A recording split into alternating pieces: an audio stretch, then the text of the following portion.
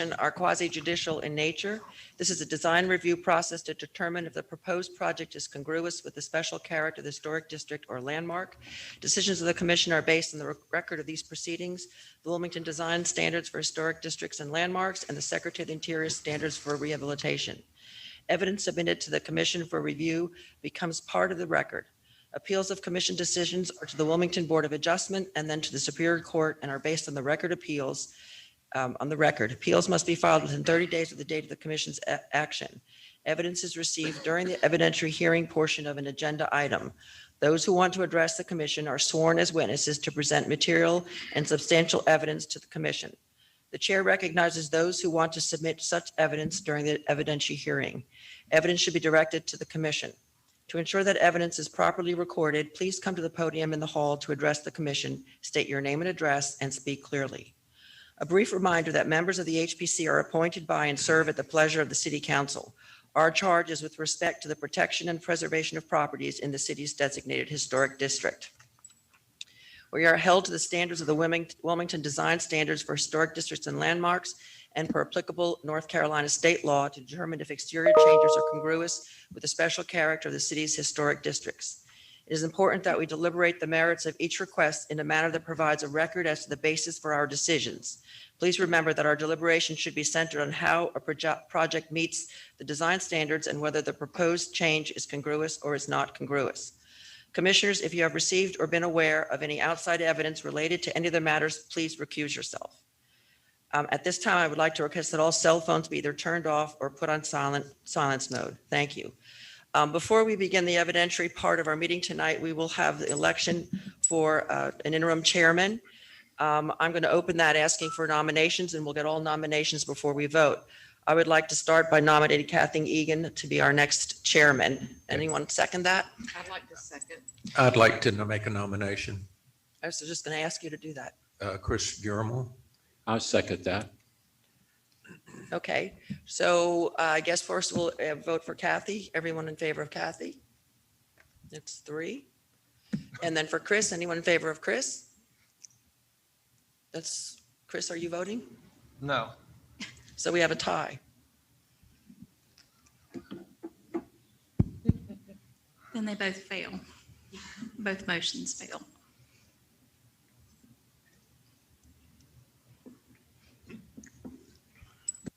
So we have no interim chairman? No, we do not.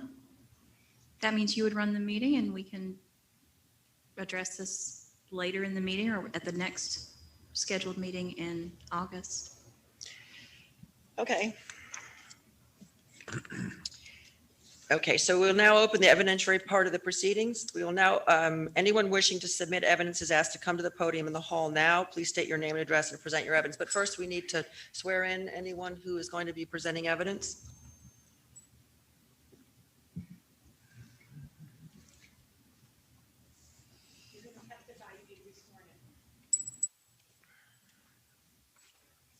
Are we not going to approve the minutes? After we swear That was the everyone next in. item. If anyone who wishes to speak or even thinks they may speak this evening, either in this room or in the room across the hall for the public, if you could please stand, raise your right hand. Do you swear that the testimony you're about to give is the truth, the whole truth, and nothing but the truth? Thank you. Okay.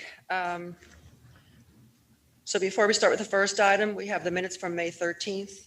Does anyone have any edits or comments to make on those? Anyone wish to give us a motion to accept those minutes? I motion to approve. Anyone second? Second. All in favor? Aye. Okay, item 1. Madam Vice Chair, if I can please interject. Can we jump to item number 4, 117 South 2nd Street?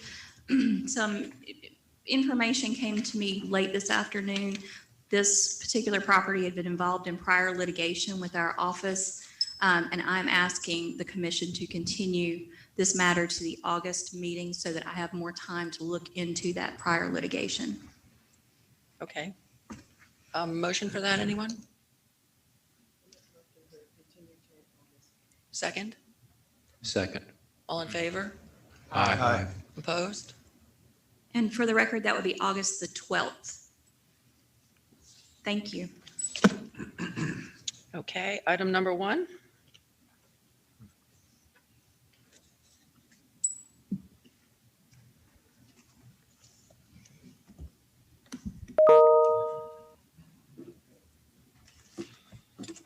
Good evening, everyone.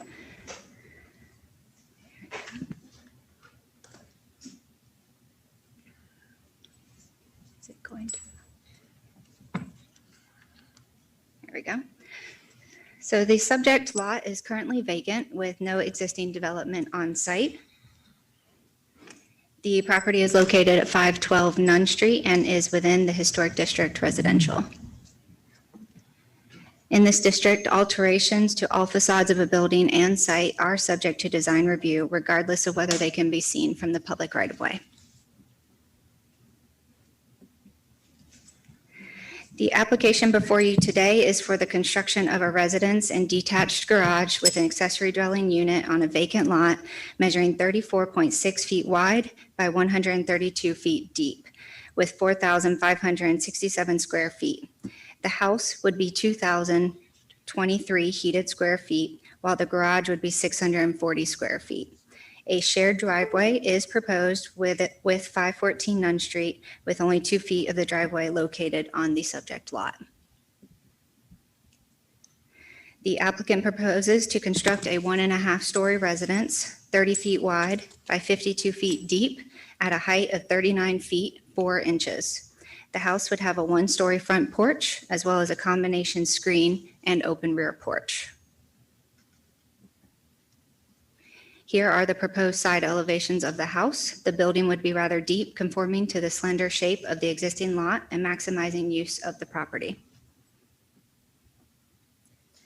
The applicant proposes to construct a 2-story garage with an accessory dwelling unit.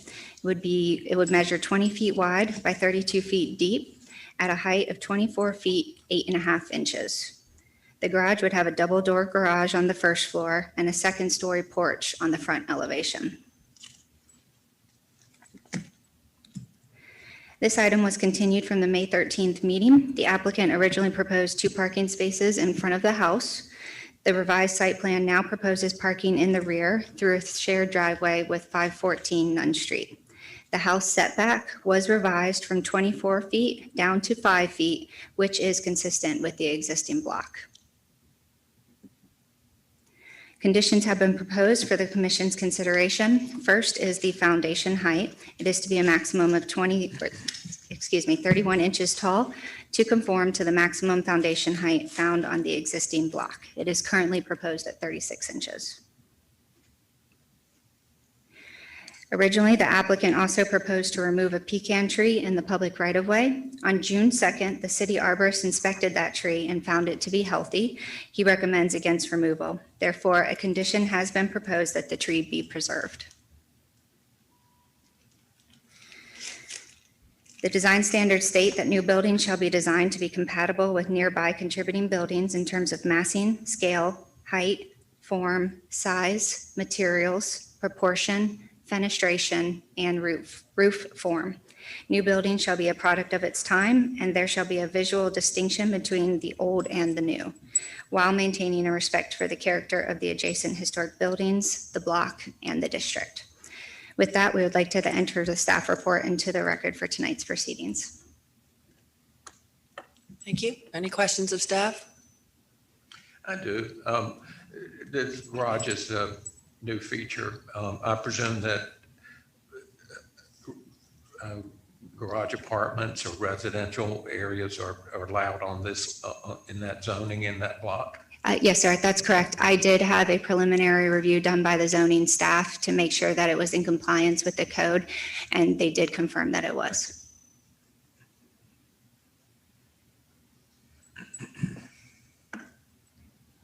Anything else? Yeah, I do. On the garage, there don't appear to be any details for the columns or anything up there. Is there anything that the applicant submitted showing architectural elements? No, sir. It was just plain corner boards, simple square corner boards with the vertical board and batten siding. But the columns for the second floor porch, they're indistinguishable to me in the drawing, and the ones on the house have some significant detail, so. I think they're proposing them to be a simple square column. And the applicant is here tonight, so they should be able to elaborate on that for you.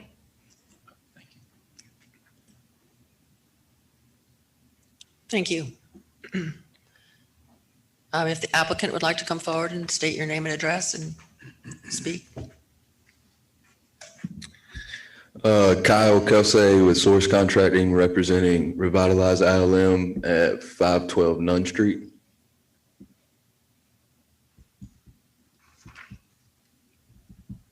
Do you have anything you want to add to the report? Not necessarily. I think last time we covered the majority of it. I think the issue was the front parking, and we have created a solution to that.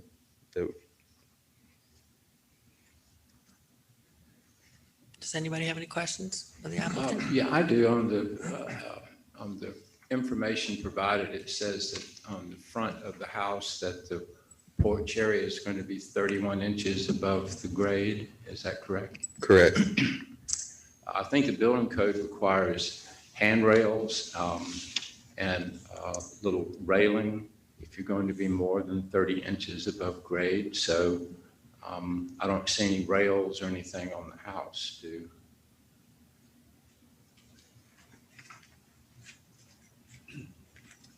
Tyler Broughton, representing Revitalize ILM, 512 Nunn Street. The goal was to,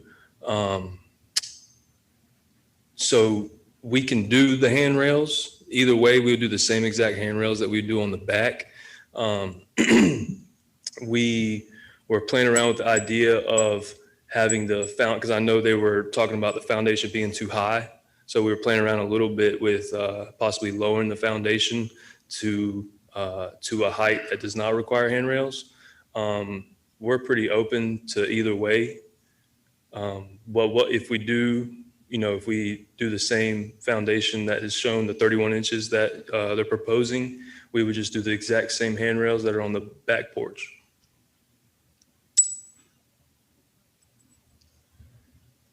And this would be the back porch railing? Yes, sir. The bottom left. Okay, it's very difficult for me to see that drawing. Do you have a detail of that? Yes, sir. We do. It was on the original packet, Ivy. I'm not sure. We had a breakdown. I'm not sure if it's in there in the slideshow or not, but. That's correct. If it was in the original packet, it should still be as part of one of the attachments in the packet itself. Yeah, we had a breakdown, like a blown up drawing of exactly what the handrails were looking like. Just standard 2x2 pickets, 3 inches on center. Ron, would you like, this is. I think I have it over here. It's from the last one, so thank you.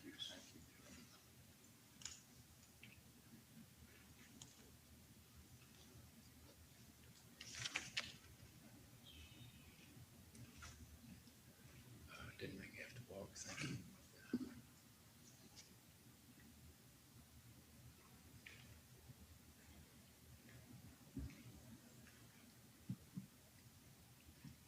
So what I'm seeing from this detail, you're proposing just a metal picket, I guess, and a rail on top of it is? Well, that would be for the stairs. The metal that you're seeing would just be for the stairs. So then what would you propose for the rail to go around the porch if it's 31 inches? It would be the wood. So it would be a cast iron rail on the steps going to those PVC columns there. And then there would be wooden handrails from column to column and then up in the column to the house. So like a 2x4 with 2x2 pickets, or I don't, Yep. because I don't see it in the packet that there's a description of that, what that handrail is, the horizontal on the. Yes, level sir. part. Yes, sir. That's right. 2x2 pickets, 3 inches on center, 2x4 top rail. Yep. Is the page you have, sir? Does that show the pickets on there? The spindles? Yeah, it does. Yeah, that's right. That's the right one. But see, on this detail, you're showing a 4x4 wood post Well, going that- down the stairs, and this one you're showing, a metal rail and. Right, so the first one you spoke of, that one is actually for the back porch. I was just referencing that photo to show you the spindle details on the front. All right, thank you. Yes, sir, thank you. Anything else? Thank you. Now we'll open up this to the public evidentiary hearing. Does anyone wish to make any other statement?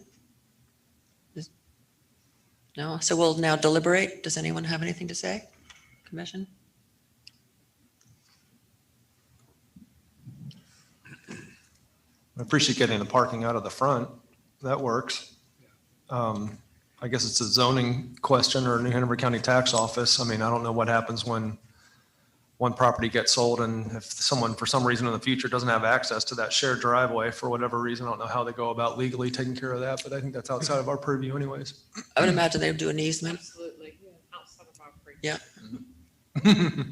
I'd just like to note, I did put the applicant in touch with the city engineering office and had them fill out a right-of-way request for the driveway and the shared access. So this would all be subject to that approval. Yes, that's correct. Yeah, thank you for doing that too, Ivy. That's. Does anyone want to do a motion?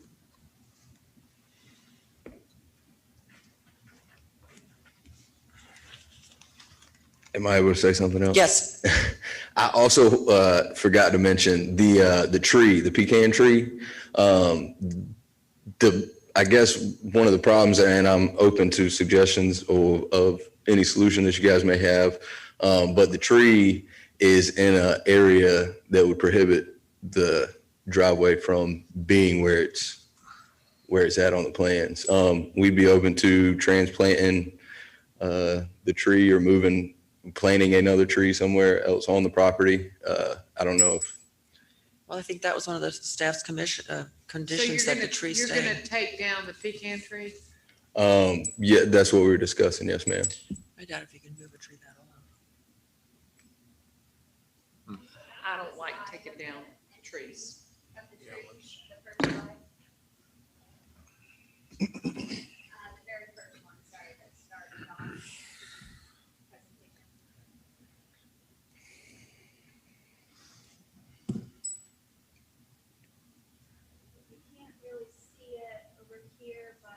To take the picture so that you could see where the posts were delineating the property lines.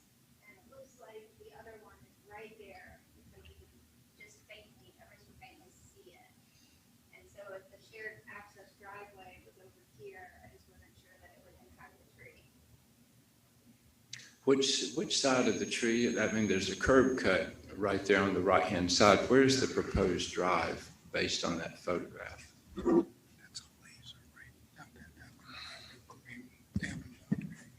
Yeah. Sorry, Yeah. Mr. Wilson, will you repeat your question? Yes, I'm sorry. There appears to be a curb cut already existing right there for a drive. Where would the new proposed driveway The be? new proposed driveway would go on the left side. 514 Nunn Street is on the left of this property. This is 512. Yeah, that, This is 514. no, she had it right, that's that lot line. This is 512. Yes. Gotcha. My apologies. So the driveway is going to be all on 514 but shared? It's going to be 12 feet wide. 10 feet of it will be on 514, and then 2 feet will be on 512. And yes, it would be a shared access driveway. So you can just ever so faintly see it on the left side. You see that stake with the pink ribbon there. So that's where the property line would start for 514. So I don't think that there would be any impact to the tree in this particular scenario. Okay, So that's okay. I'll just show you guys. So the only thing to note here is that the driveway curb, it would start somewhere in this neighborhood and kind of curve in like this. So it would just be really, really tight. I think we could make it work if it's not allowed. but the skirt of the driveway would be right here, right up next to that tree. Well, I think if you do that, you might probably kill the tree and the root system. I mean, is there, do you have a drawing that shows how far off of there you're going to be? Can you check to the site plan?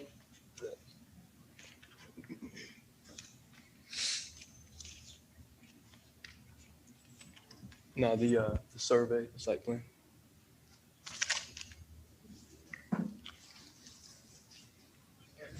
Yeah, this is the one. So if you see, the tree lands about right here. And I do understand your point as well. That's kind of was not a great concern of mine, but that definitely was a thought. It would be right in this neighborhood right here. So it would be very, very tight. I think we could make it work regardless. It's obviously preferred to either plant a new tree, and we would definitely have to trim the tree up at least a little bit because it's somewhat of an eyesore. If you can see the pictures, doesn't look that great.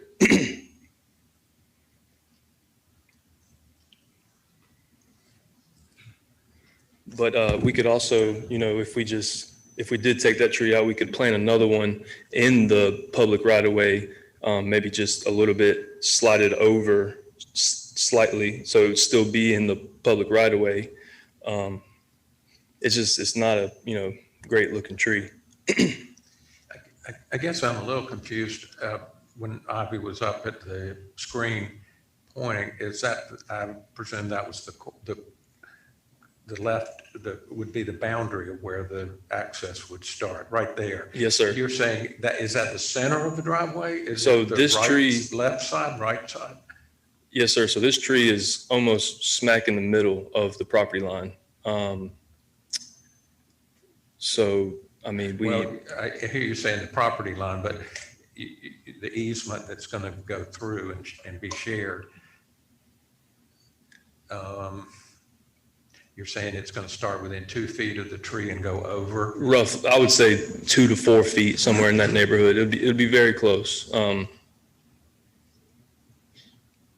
Yeah, it's a tough one. We would at least have to trim it and trim it up at least a little bit. It's a shared driveway. Have you talked to an arborist about this tree? No, ma'am. I believe Miss Ivy, you said an arborist had come out to look at it. I believe the city arborist. There are very few pecan trees that are, that we need to preserve. Yes, ma'am. Yeah, and we're all for it. It's very important. You just don't plant another tree. Yes, ma'am. So I think that we need to have an arborist come over and look at this and, before, it's a beautiful tree. Yes, ma'am. I agree. Yep. I want, cleaning it up a little bit. I think it would, yes, be awesome. And you just don't clean it up. Right. I mean, I guess. You have to have somebody who knows what they're doing. Yes, ma'am. Yes. Actually, a lot of the problem on this tree is all that ivy. It's swamped with heterohelix. And if that was cleaned off the tree, that tree would do a lot better right there. I know, I mean, yeah. There's just a lack of It's a maintenance city over tree, so time. the city should do it. Is it on the city property? Oh, yeah. Yeah, it is. it's in the right of way. Yes, City ma'am. tree. Well, if it's a city tree, the city needs to take care of it. And I think, we need to love our trees. Yeah. So it's a city tree.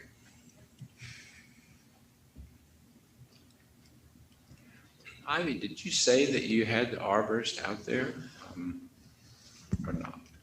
I did have the arborist out there. He went there on June 2nd, but strictly to look at the health of the tree. He didn't look at it within the context of the new driveway that was proposed. Right, but he looked at it in context of it is a living tree. It can be revived if that is removed. Is that correct? That's correct. He asserted that it was a healthy Okay. tree All and right. there was Thank no need for their removal. All right, thank you. And just one quick note that you are correct, it's on city property within the public right of way. So the commission could vote to preserve or remove it, but ultimately it would need a permit from the tree division of the Parks and Recreation Office.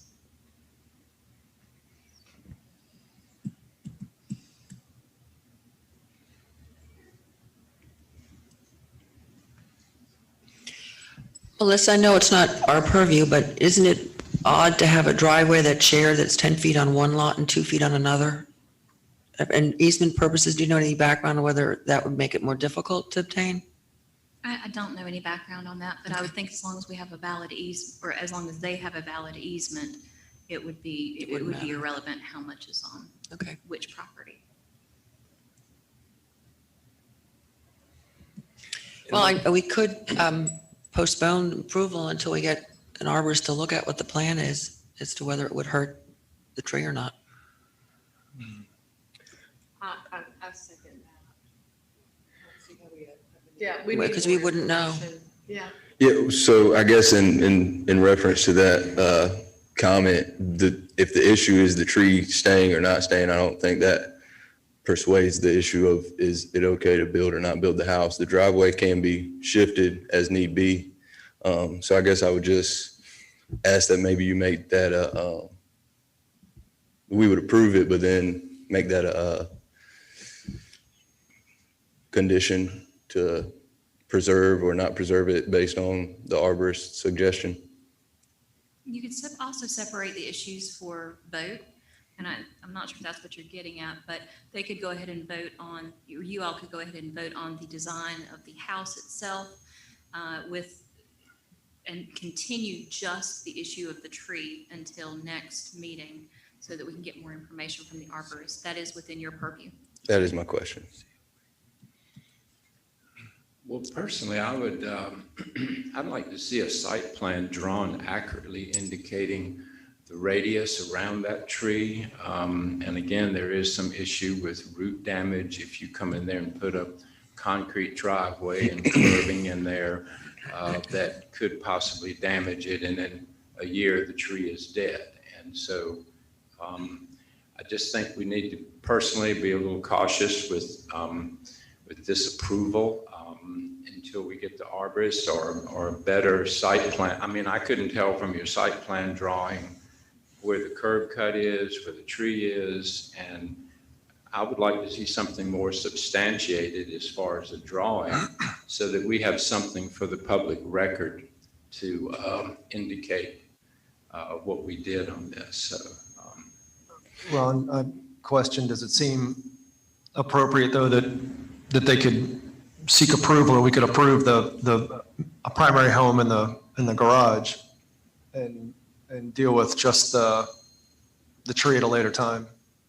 Which, I mean, you could apply for a building permit then, Correct. but you can't get the building permit approved until city zoning signs off, and city zoning would be this issue. So, I mean, you'd be able to apply for the building permit, but it wouldn't get past the city. It'd still be a holdup anyways, but at least you'd have at least one thing out of the way and know that the building itself and the apartment out back, or the garage rather, is approved, if that's of any value.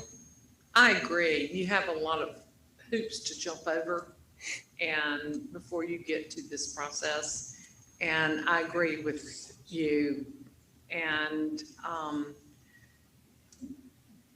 they block off the trees and, protect the trees in the city and the county.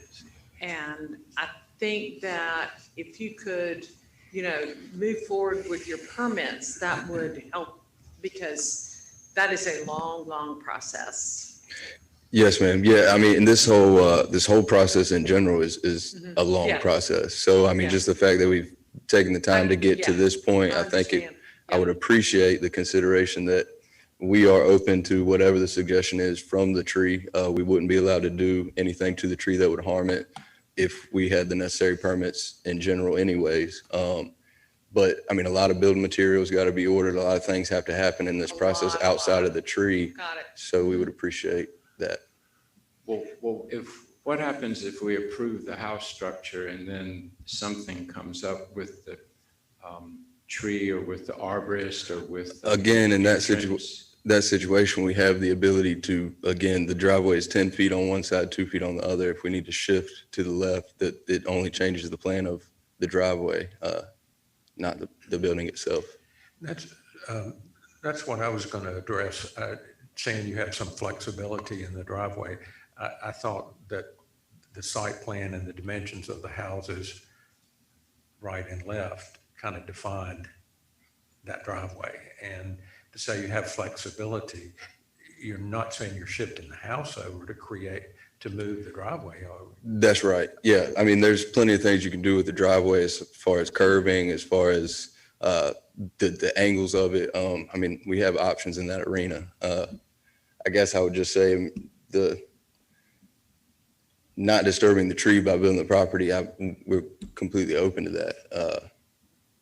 Again, it doesn't necessarily change the structure of what's being built there on the property. The driveway, isn't this pervious concrete? Sir? The driveway, is it pervious concrete or impervious? Yes, sir. It is Pervious. Yes, So sir. that would help.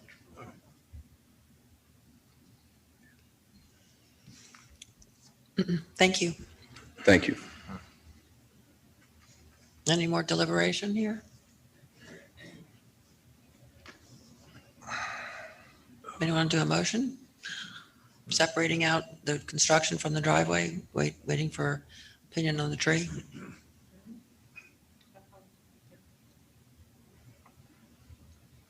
So read a motion.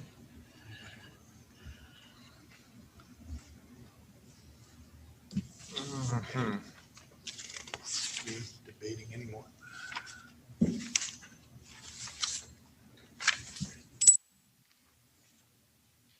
Does anyone want to do a motion? I'll take a shot at it here. Okay. Okay.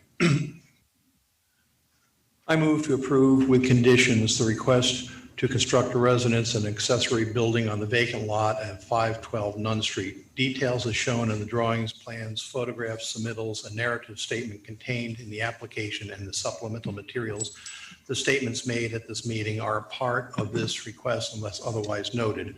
The motion is based upon the evidence presented before us, the application submittals, testimony, staff reports, including the findings of fact.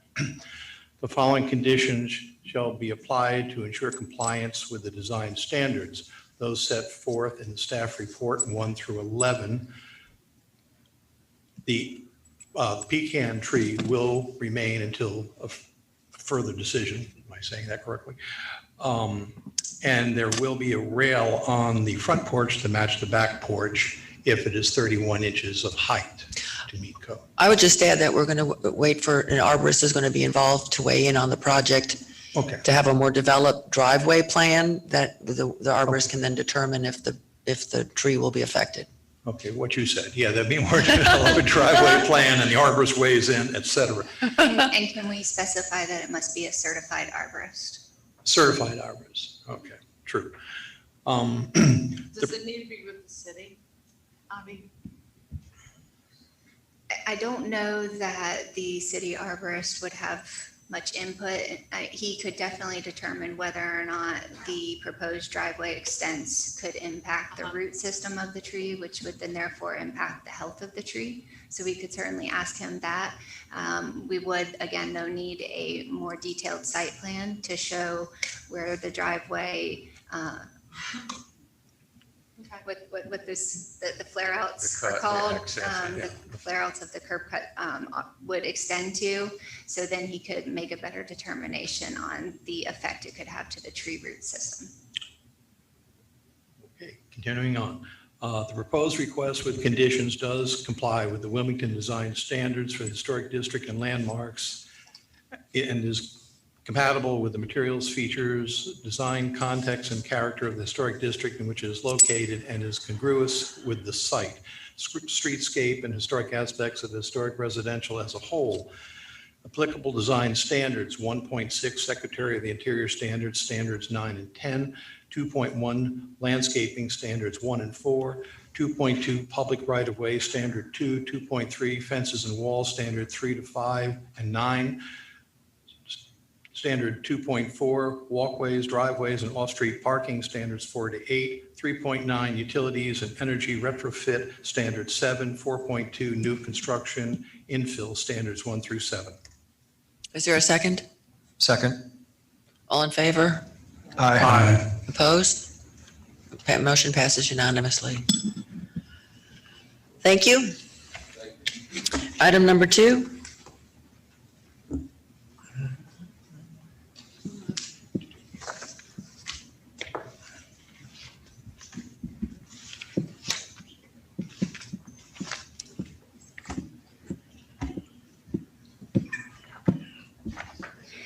The Hinton House was built circa 1913 and is a contributing resource to the historic district.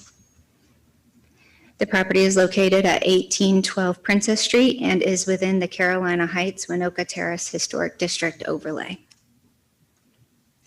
In this district, only that which can be seen from the public right-of-way, excluding alleys, is subject to design review. The application before you today is for the installation of a fence around the perimeter of the property. 2 styles of fencing are proposed depending on its location in the front or rear of the lot. The applicant proposes to install a 4-foot-tall black aluminum fence with 2 square-inch pickets in the front yard. 1 5-foot-wide single gate would be at the front path entrance, and 1 7-foot-wide double gate would go along the North 19th Street side. The fence would be installed on top of the sloped area along the perimeter of the property before it begins to slope downward.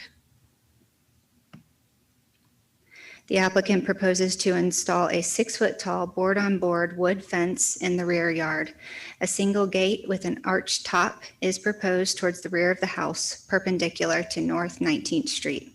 A portion of the fence would go along the rear southwest corner of the lot, but because it is not visible from the public right-of-way, it is not subject to design review.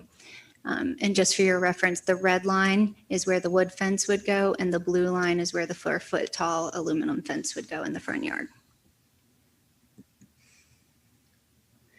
The design standards note that fences and garden walls have traditionally been used to delineate property lines and mark boundaries between public and private property. Fences of wood, brick, masonry, and wrought or cast iron are found within the local districts.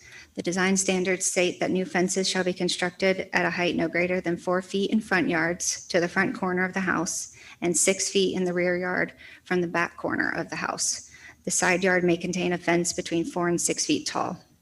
With that, we would like to enter the staff report into the record for tonight's proceedings. Thank you, Ivy. Any questions for staff? Is there drawing from the side? Unfortunately, that fell out of my packet. I don't have the whole, but this picture Which is one? Very hard to tell. Is there a side view of the property and showing where the fence will tie in? There is a picture of the property in the packet. I think it's on page 19. And it's a view from 19th Street. And will it come in at the rear corner or the side of the house? Where is it tying in to the, because that drawing's, I mean, the location of the house kind of covered in all the tree foliage. Yeah, it's probably about 3/4 way back to the side of the house here along 19th Street. So this is where the aluminum fence would go. And then right here, this red line is where the wood fence would go. So, probably if I were guesstimating, maybe 10 feet up from the rear corner of the garage in the rear yard. And then you've got the front part too.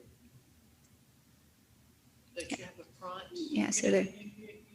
You've got the front yard. It's in the front yard.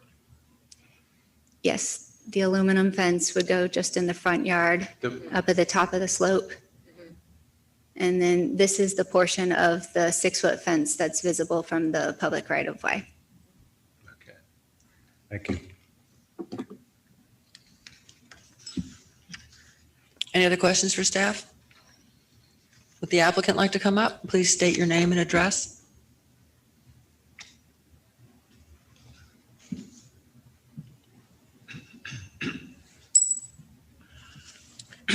Jackson Alcher, 1812 Princess Street. So the only thing I'll add is actually the wood fence will come to the rear of the house. It is put in place to actually, it'll come just to the rear corner. So that drawing's from our contractor where he put it. It actually, there's a long eave that comes off the rear of the house and it's projected. So it actually will tie into the direct corner of the house. And the reason we're doing that is to protect the rear, it's the side entrance to the garage. So it's only going to be 6 foot from the rear of the house back. The 4-foot aluminum fence will go from the rear of the house forward. Why are you putting a fence in the front of the house? So we're expecting our first child as well as have a dog, and we are a block from Market Street. So we are looking to protect both our child and our dog. And is that going to be I see the fall off from the lot to the sidewalk. It's going to be up at the top. Yeah, so it'll be where the lot starts to fall off to the retaining wall. And the challenge we have is there are 3 different heights of the retaining wall around the property. So it would not look uniform if we were to put it at the base of the retaining wall. I'll say my piece. We'll give you a chance. Okay. Do you have anything to add to the report or? One thing we'll add is the privacy fence is put in place due to a public alleyway on the back, along with the fact that we've had some challenges with people walking through as well as sleeping on the corner lot because of the church parking lot. So there's a security piece to that rear fence as well. Okay. Any objections to any staff recommendations at all? Or you're okay with what's been proposed? Yeah, you got it.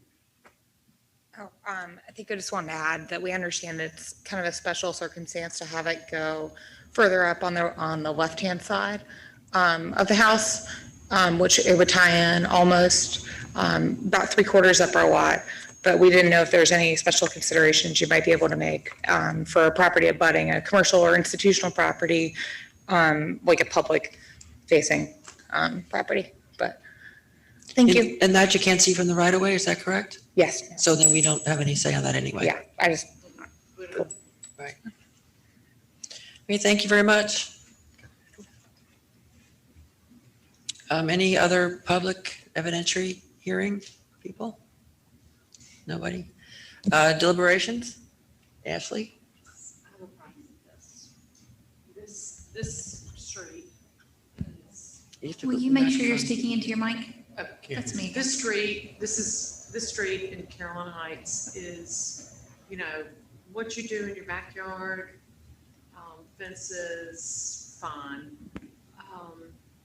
It's a front porch community. It's this Princess Street from 19th to 17th does not, we do not have front fences. Back, fine. Front is not. There are some a little grace and they have dogs and some of the little grace have been there forever, which is fine. And I just don't want my dogs down there. But it's a front porch community. It takes away from the community having this fence in the front. And you can, it's not congruous with the street. If you can find something congruous with the street, yeah, but it's not. And it's not our neighborhood. And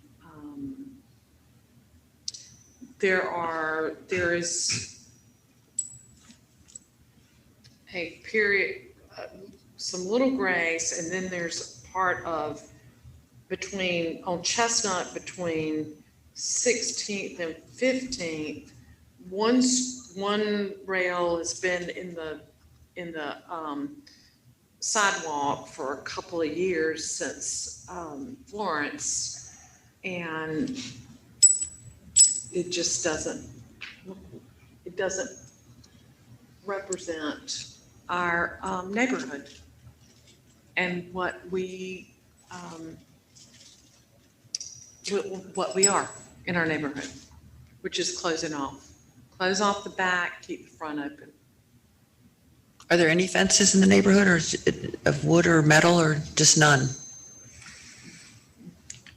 I think we're looking at the district regardless, the entire district. It's not necessarily a neighborhood thing. And I think as far as fences go in the front of a house like this, it's the massing of this aluminum is secure, yet it's not, I wouldn't say hardly visible, but it's hardly visible. I mean, it's just a very thin, small thing that does provide that protection they want. If you think about the district as a whole, I think you can find instances of this throughout, and this doesn't seem incongruous to me personally. Where do you find this? Where can you show this? There's Other areas, actually a little on dog 4th named Street, on 3rd Street, Chesterfield. I've seen these things other places around. But that's not the same district. There's a dog on Princess Street who lives on the corner of, I would say 20th and Princess, right next to the cemetery. It's a family. They have a dog named Chesterfield. They have a fence in their front yard. And I Happy think to there's send you one actually pictures. right along Market Street, right on the corner. There's one on Market Street, there's one on 19th, Chestnut. 19th or something. 19th and Chestnut Princess. 19th. That goes around the front as well, and maybe mid-block. I've seen examples, and you certainly see examples of fences that are picket. If the issue is metal versus wooden pickets, but I think picket fences or a metal fence, I find it to be compatible. And there are low boundary walls in the front of these homes in this area too, masonry low boundary walls. So I personally don't have any objection to this myself. I have a question for staff. Have we related to the location of fences to the right of that picture where they're picking it up? It seems to be at the rear corner, but on the other side, it looks like it's going to strike right in the middle of the side of the house.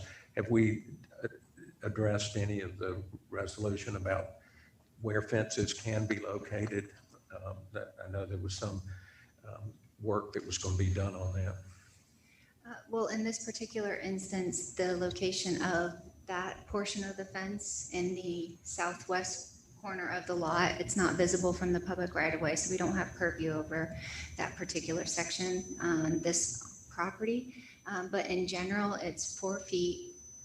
Its allowable height is 4 feet from the front corner of the house. It's 6 feet from the rear corner of the house back. And the interpretation was made that given the boundaries set by the 4 feet in the front yard and the 6 feet in the backyard, the side yard would be permitted to have a range of anywhere from 4 to 6 feet in height. As it moves back further. And that's the new standard. That was the interpretation based on the language in the design standard, since it's not stipulated, and there are again stipulations for the front yard and the rear yard. It was determined that anything between those two heights would be permissible. And this does start at the back corner. It looks like it turns from 4 feet up to 6 feet, right at the back corner of the house on the east side there. Yeah, I understand that on the right-hand side. I think that is compatible. It was the left-hand property line that I was questioning and trying to get clarity on based on what the standard was.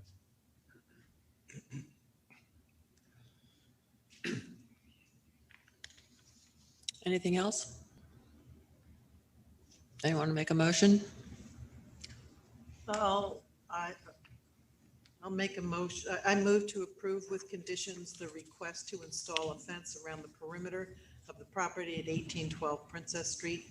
Details as shown on the drawings, plans, photographs, submittals, and narrative statement contained in the application and supplemental materials, and statements made at this meeting are part of the request unless otherwise noted. The motion is based on the evidence presented before us, the application submittals, testimony, staff report, including the findings of fact. The following conditions shall be applied to ensure compliance with the design standards, those set forth in the staff report 1 through 3.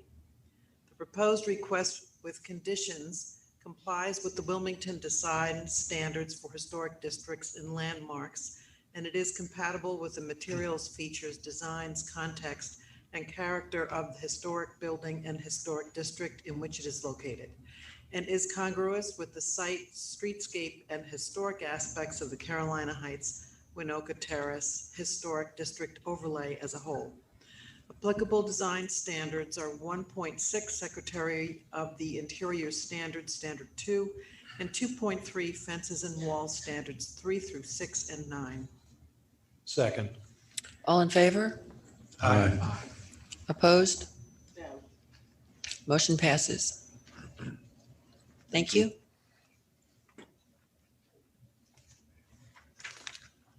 Item number 3.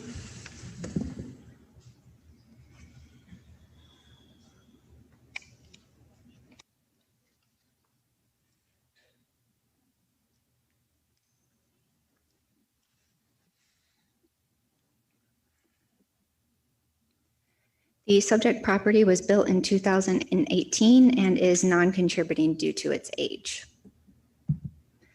The property is located at 612 Gray Street and is within the Historic District residential. In this district, alterations to all facades of a building and site are subject to design review regardless of whether they can be seen from the public right-of-way. The application before you today is for the construction of a pergola and a pool in the rear yard of the property. The applicant proposes to construct a custom-built wood pergola in the rear yard measuring 10 feet wide by 14 feet long and 9 feet tall. Columns would be 6 by 6 treated lumber. It would have an open slatted flat roof, and the pergola would sit on a 10-foot wide by 14-foot long concrete pad. It would have a natural finish. The applicant proposes to construct a rectangular fiberglass pool measuring 10 feet wide by 16 feet long. It would be surrounded by a 3-foot wide concrete apron. The pool mechanical equipment would go in one of 2 locations under the rear porch, already screened by vegetation. The design standards state that swimming pools are appropriate only in the rear yard.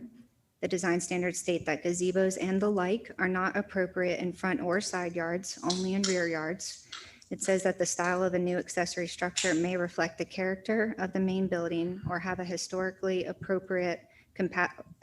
compatible utilitarian appearance. With that, we would like to enter the staff report into the record for tonight's proceedings. Thank you. Any questions for staff? Ivy, it meets all of the setback requirements and everything, is that correct? That's correct. Okay, and what's the height of that structure? The pergola would be 9 feet tall.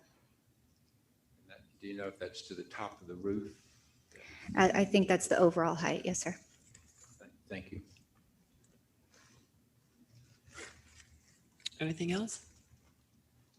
Thank you, Ivy. Would the applicant like to step forward?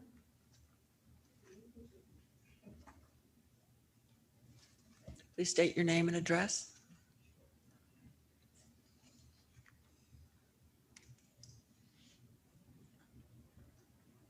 Good evening. My name is Georgia Savas. I'm old and I'd like a pool.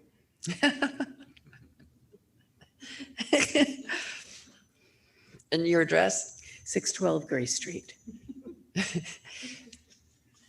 Do you have anything to add to staff's report or recommendations or? I don't think so. I mean, I chose a very tiny pool. We have a pretty big backyard for downtown. And I think it kind of speaks for itself. I hope it does. Okay. Any questions? And the pergola design is just as you pictured it, or it's shown here. It's not going to be latticed in on one side No. for privacy, or And it's it just gonna won't be have, open on it four won't have the sides. tails or anything. Pretty basic. Well, thank you very much. Thank We you. might put a condition in that we come to use it.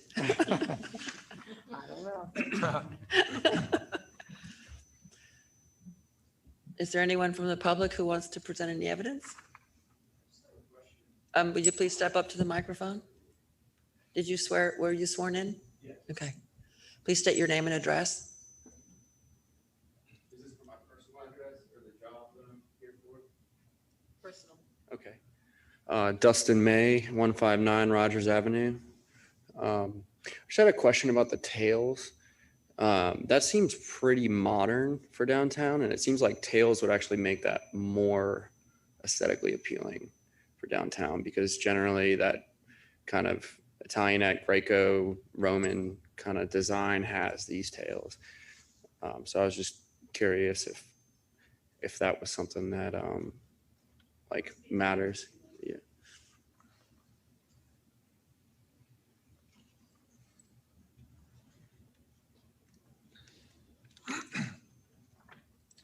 Hi again. If you look at my house, everything, including the molding, which is a real pain to clean, is right angles. Everything is incredibly plain. It's got a craftsman vibe to it and a little bit of an industrial vibe. And I didn't want the tails because it makes it have a little bit more of a fancy look. And everything is super, super plain, which is why I'm going with a plain rectangle and not a curvy pool. Thank you. Oh, excuse me. Sure.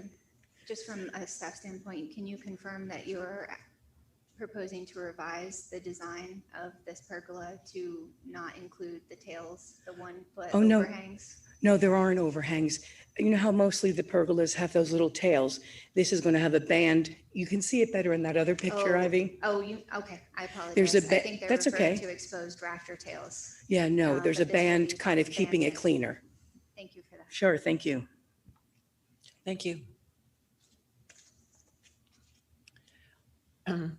Open up the deliberations. Does anybody have anything to say? I think it looks great.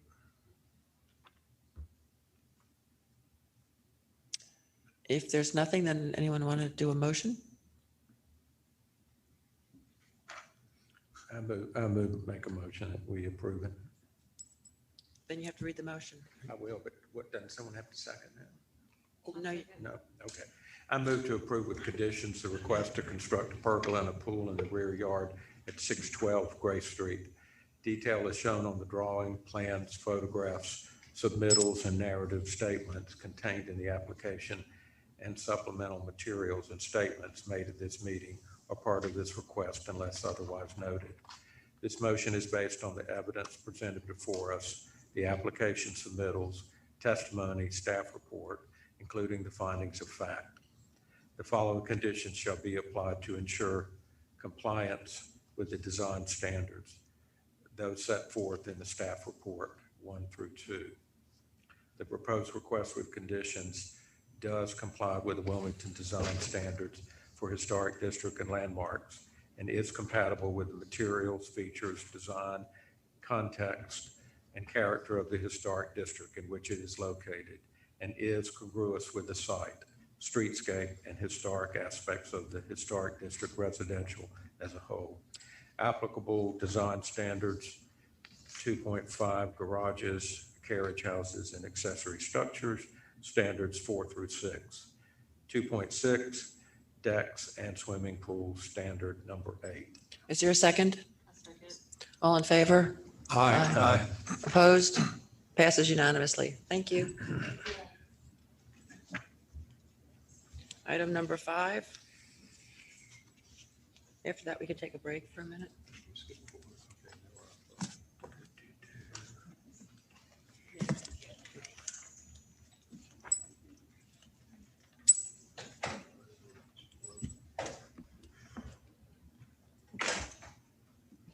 The Sprunt House. It was built in 1912 and is a contributing resource to the historic district.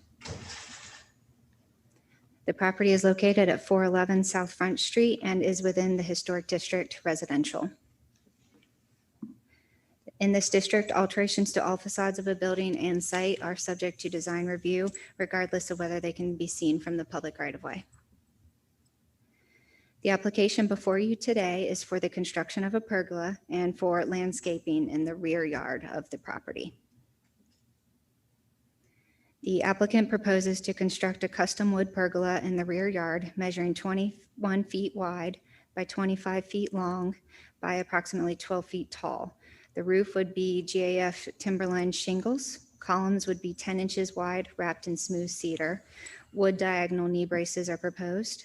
The color would be off-white to match the existing posts on the rear of the house. A sub-panel would be installed in the existing screened area along the fence line, as shown in the photo in the bottom left-hand side of the screen. The applicant proposes to relocate several existing bushes along the fence on the north property line. In their place, the applicant is proposing to plant 5 palm trees, each approximately 12 feet tall. I would like to note that in 2014, a COA was approved for a pergola and 2 cabbage palms. Out of the list of approved work items, it seems the pergola project never came to fruition. The design standards state that gazebos and the like are not appropriate in front or side yards, only in rear yards. The style of a new accessory structure may reflect the character of the main building or have a historically compatible utilitarian appearance. With that, we would like to enter the staff report into the record for tonight's proceedings. Thank you, Ivy. Any questions for staff? Do you have another view of the pergola rather than a section that would show what it really looks like? Oh, I apologize. I Not don't see any for the- detailing on there that matches anything on the house. I mean, the pergola looks so different from any detail on the house that maybe I'm missing something here, but is that the only picture that you have of the pergola? For the PowerPoint, yes, sir. But in the packet, there are a couple of other views that the applicant did submit in their drawings.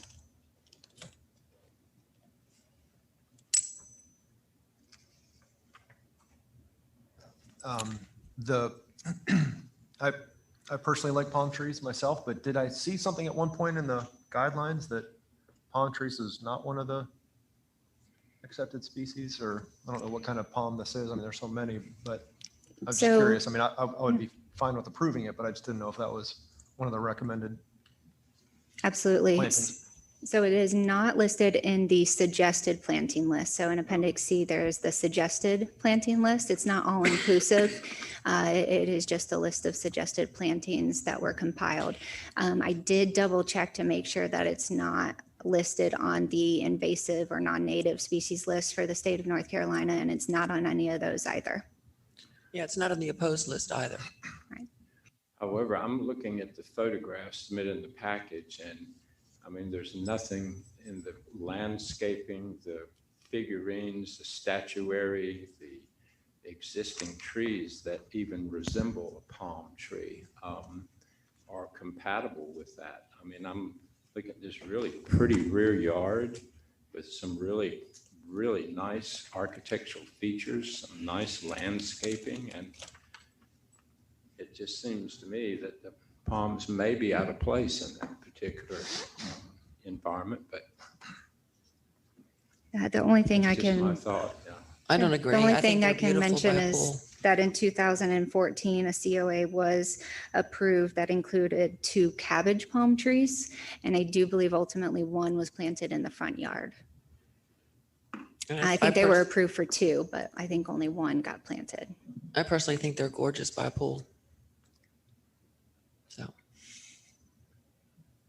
Any other This was questions? Linda Lavin's house, right? yes. Okay, that house is gorgeous, yeah, okay, yeah.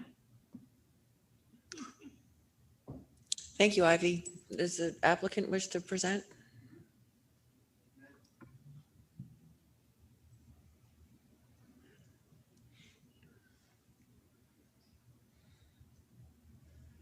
My name is Dustin May. I'm Vice President of Seaside Services, representing the Masons at 411 South Front Street. This pavilion, we have submitted engineered drawings, and I understand they are not exactly the easiest to read or show the description. On top of that, in our proposal, I wrote that these original plans that kind of show a detailed Greek style post are actually not going to be used. We're going to be using 10 by 10s that are going to be wrapped in cedar, not wrapped, but trimmed out on each corner with cedar, smooth cedar. It's going to basically exactly match the post that they have for the railing on their back deck. The hip style roof is exactly the same style roof as the home.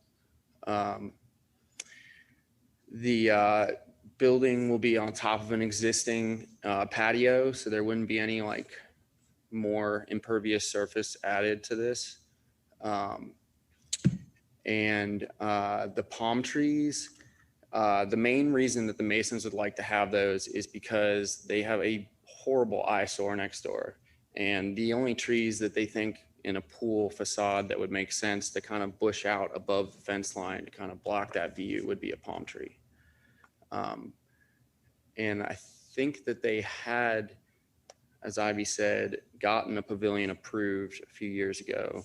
And I'm not sure if there were palm trees in that application or not, but I think that they had said that they submitted them at least. This cutaway is the only view we have of this. Could you use the pointer and kind of walk us through with the light point and show us what you're describing about the board and how it's going to appear from Yes. when you look at it? Right here, these posts right here, these were originally going to be 10 by 10s inside with a PVC encasing that kind of resembles like a Greek column. But after more talked with the customer, and the reason we were originally going with that is because they have actual columns that just kind of stand up in their backyard that string lights from one to the other. But it made more sense to make it match.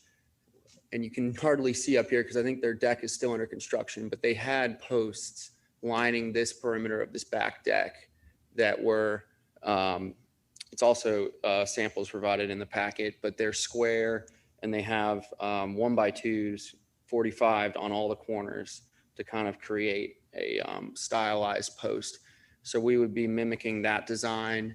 And then as you see, we have the knee bracing going through here. The entire pavilion would be trimmed out with smooth cedar and painted to match the rear of the home as well. We would basically, the corner posts would sit on each corner of this existing pad. And we would have to cut out a little bit of the pad and actually pour footers off the pad just slightly.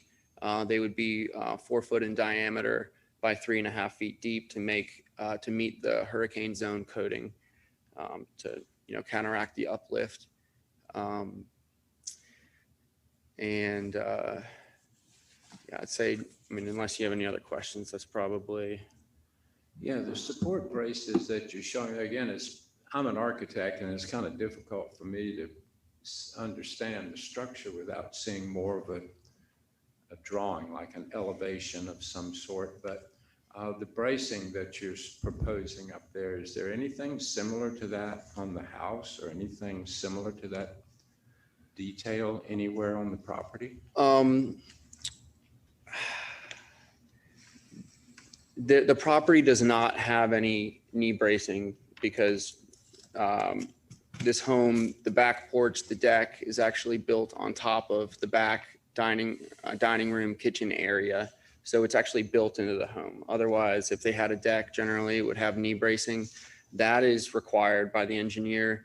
The style of them is completely flexible. We can do them with the curve. We can also do them just straight. But that is to prevent any kind of lateral racking from hurricane winds. And as well as it will definitely add aesthetic appeal to this building. Well, my only question is that it just seems like things should be compatible, and I'm not sure from that building section that you show there, which is extremely detailed, and it doesn't seem to me that it's, and this is my opinion only, I'm sure other people will have opinions, but it doesn't seem compatible with the really beautiful building that is there. It's a beautiful building, the yards, I've been there in the past, the home, it was beautifully maintained, and it just seems out of kilter to me, but may I ask? Some of the ladies will have a different opinion, but. May I ask if that's just due to that bracing that you see, or? I mean, it seems like part of what you would want to do would try to make it fit in with the house and not make it look so totally different. And I'm not sure this will, but it's difficult to tell from that drawing. And typically on the application package, I thought we had something in there that we have to show elevations of the building or something. But Oh, I could be they're, incorrect. And I've gone through the whole package here and I can't seem to. because those drawings should have all the elevations in them. They were Yeah. from my engineer. Well, I've looked through them and there are no really elevations that show that, but that's not your fault. I'm just asking that, in my opinion, it looks like it's not as compatible as it could be. Okay. But thank you. Thank you. Yeah, I guess I'll just say that we made the roof.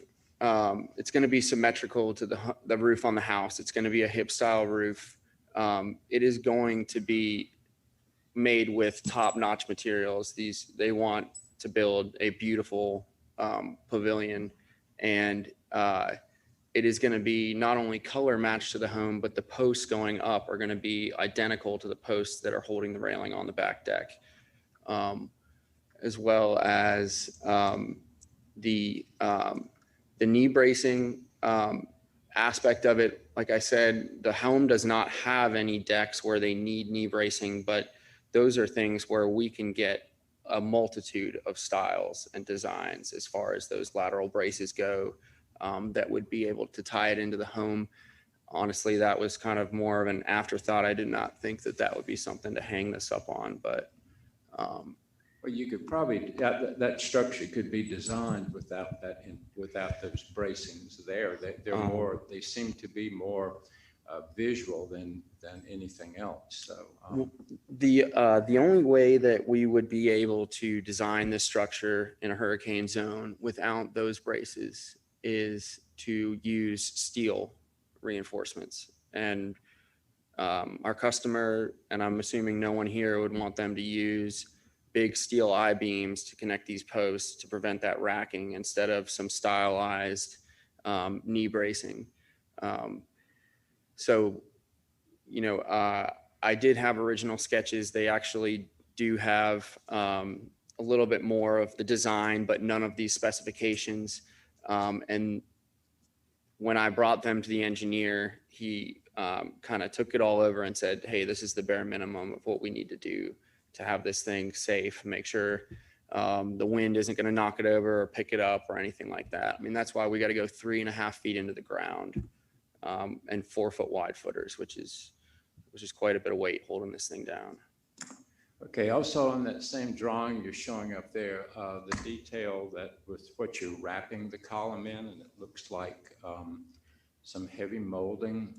It's cross-hatched on your drawing up there. Yes. Is that going to be the column capital on there, or no?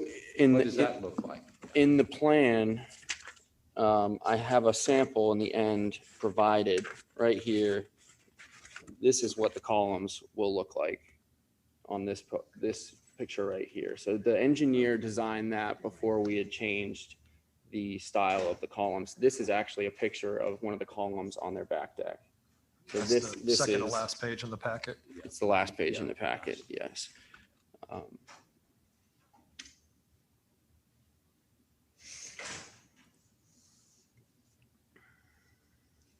I don't mind the braces at all personally. I am surprised that the girders and just the roof decking and the framing and everything doesn't provide enough resistance to the racking. But regardless, everything, I thought that the use of cedar was authentic, more authentic than treated wood. So I laud you for cedar, but then I was kind of surprised to see a vinyl ceiling, like it's protected. You could put wood up there and you're not going to have any issues with it. I'm not sure why all of a sudden you went completely the other direction with a PVC ceiling. Okay, so the reasoning behind that, well, just from my experience being a licensed contractor, I have to go into all kinds of porches downtown and rip wood out and have to reseal it and put it back up. Since this is not going to be visible and it's going to mimic tongue and groove wood paneling, which they would have painted white regardless, this is just a more sustainable solution. And we pride ourselves on trying to find the most sustainable solutions that are also aesthetically appealing and, coincide with historic specs. But it's your contention that if you used wood and painted that you're going to be having to replace wrought in the future? Yes, you would think? because it is open air, yes, it has a roof on it, but as soon as a hurricane comes through here, there's going to be all kinds of water and moisture blown up into it. And for that reason, we were proposing that. Now, you know, if it was make it or break it, we could go mahogany or something else. We're certainly not going to be messing with treated pine anymore. That stuff is just, it's trash. So we're really trying to do this as a very high-end pavilion that's going to be here for a while. So ceilings, porch ceilings all over downtown. I mean, the only way you're going to have rot in porch ceilings anywhere protected, typical porch ceilings is if you have a roof leak from above. That's the only way. I mean, well, I don't mean necessarily rot. I mean, any moisture that gets into these tongue and groove boards can warp them and buckle them in the porches. Yes, most of the cases is where the moisture comes from above, but there are cases where there's no roof leak and I'm still pulling down beadboard because it's buckling and, you know, they want to redo it. but you'd be amenable to Absolutely. wood if that was a condition. Yes.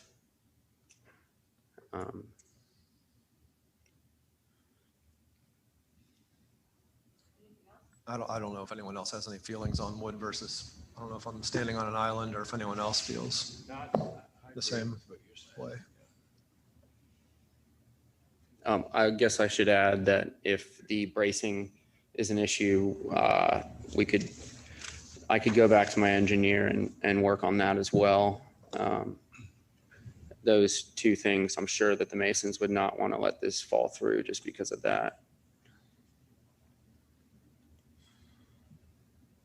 All right, thank you. Thank you. Thank you. Anyone else from the public wish to speak? Have any evidentiary? Okay, open for deliberations. I have a mahogany wood on my porch ceilings and there's nothing wrong, nothing happens. It's on a porch, not wide open like that, but. Yeah, I think if it gets a coat of paint, primer, caulk the edges and a coat of paint, semi-gloss paint, it's not shouldn't really be an issue. And as far as, it's polyvinyl chloride and, it's just a chemical and the manufacture of that, if you can avoid it, it's nice. And it feels like this could just be a pine ceiling that gets painted. And that is allowed, PVC, even though it's not seen, because I know PVC fencing and lots of things are not allowed in siding, but this would be acceptable. That's correct. New construction has more flexibility in terms of use of synthetic materials. There's no standard that stipulates the use of synthetics versus more traditional building materials in this respect.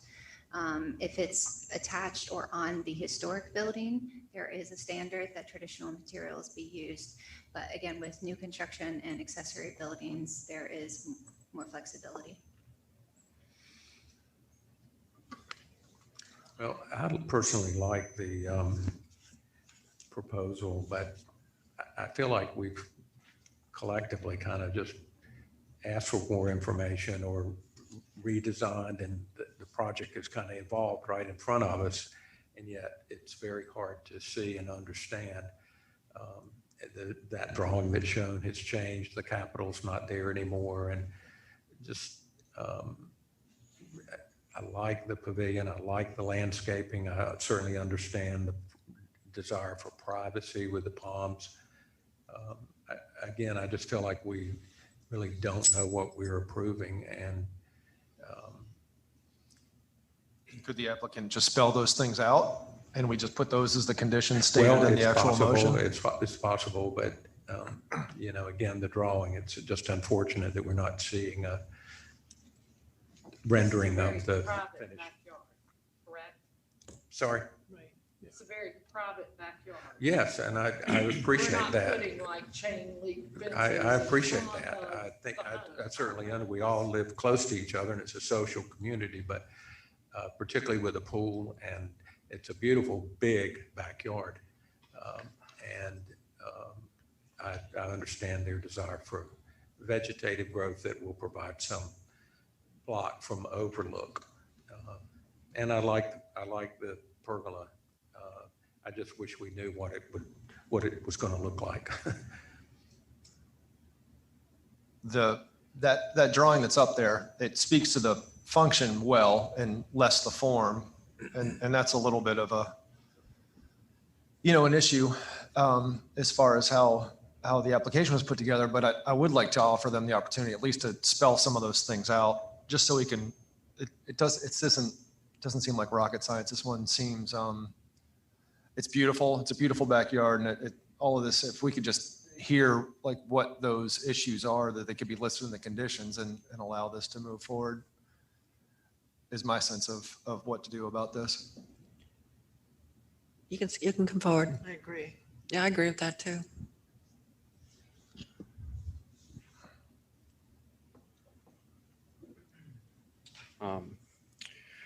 Dustin May, once again.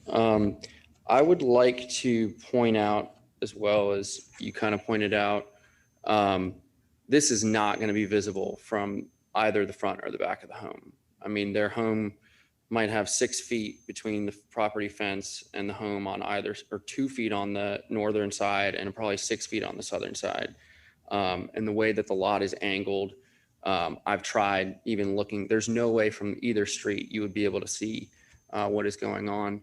As far as the drawing, I wouldn't have picked that drawing myself to be the one up there to show. I think that all the drawings are more, they're drawn by an engineer. They're more functional than they are aesthetic. However, some of the other ones show kind of the structure a little bit better because this is a view from the side instead of a view from the front.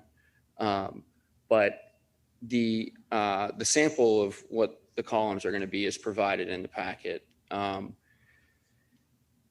As far as the style goes, I mean, it's a very simple cut and dry hip roof. There's going to be 8 feet of clearance to walk under it. And that's why the peak is going to be 12 feet. It's going to be a vaulted ceiling.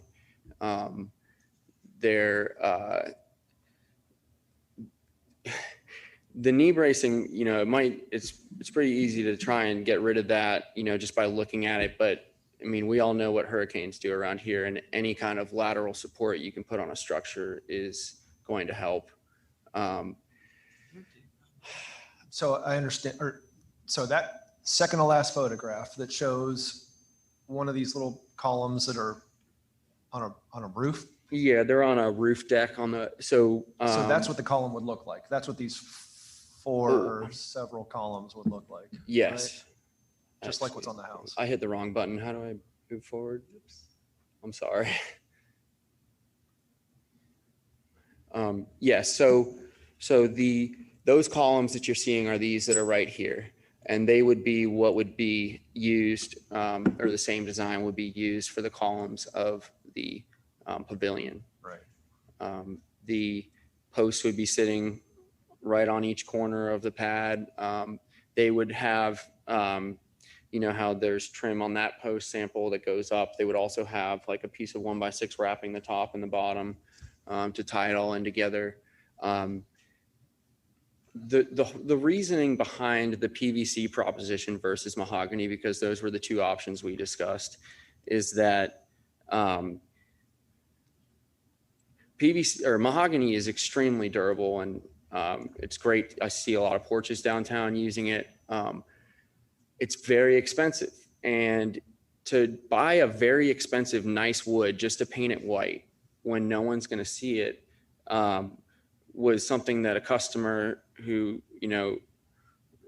understandably is conscientious of the cost of the project is going to decide to go with. Now, like I mentioned, if there's a condition that it has to be mahogany to get this passed tonight, we certainly. No, I would think it'd just be wood, not the species are kind of irrelevant, just wood. I mean, if a customer begged me to put mahogany on a ceiling like this, I would tell them no. Well, I will not put pine on that ceiling. Huh. They're gonna pay for mahogany if it's not. I mean, wood. PVC. That part, I don't think really matters. We're just talking about wood versus PVC. Yeah. And it was really just came down to when you look at the materials that are available in tongue and groove, panel board. You've got pine, which is not even treated. You've got PVC, and you've got mahogany. Now, I'm sure there's something else there that I'm not aware of, but these are the three options that are most common. The pine, I would never install even in someone's front porch. It attracts mold. Even if you seal it, I mean, it's not an ideal product, especially now that they grow these trees in 20 years. It's not hard to pine anymore. So basically the thing would be between mahogany or PVC. And like I said, they would be happy to do that. It was just in the beginning when we were planning this project, it didn't make sense since it was going to be painted. It's a shame to paint mahogany So they're white. planning on putting in mahogany or mahogany? They were planning on painting their ceiling white regardless, which is where we came to the idea that since it wasn't against historic specs, we would try and get PVC passed. If PVC wasn't passed, then we would do it in mahogany because the owner does not want to take his chances with You cannot pine. do pine. Yeah. It's not like it was. They're using downtown, the experienced contractors are using mahogany. Yeah, and instead of pine. that is And exactly. thank you for doing that. Yeah. Yeah, I've been working with the Historic Commission actually for a few years now, and no major projects like this, but everything we've done was using mahogany, or if it had to be pine because it was siding or something like that, we were making sure it was double primed and everything like that. So we're not, yeah, we would not do that. Yeah, sorry to ask so many questions, but the drawings don't kind of, for me, okay, I'm looking at this photograph that you provided that you say the columns are going to look like that. Okay, so these don't look anything like the application up there. So, and it's hard for us to approve something where we have no documentation of what the end result is going to be. We have a certain responsibility to require that type of information. So you've got column capitals up there and a really thick base around, and this is a very simple detail of that column. And I like the detail. It's just not shown in the drawings. That is different. Now, just another question. You said it's 12 feet tall to the top of the roof, to the peak of the roof. Yes, sir. The columns on the back porch, how tall are those? The ones that you're mimicking for the pergola, the one? They're approximately 4 feet tall. The columns for the pavilion would be 8 feet tall, and they would have the last foot of it where the band is notched in to the top. Everything would look flush and. Well, no doubt it's going to be a nicer construction for sure. So, yeah, but thank you. Thank you. Are there any other questions? Thank you. Thank you.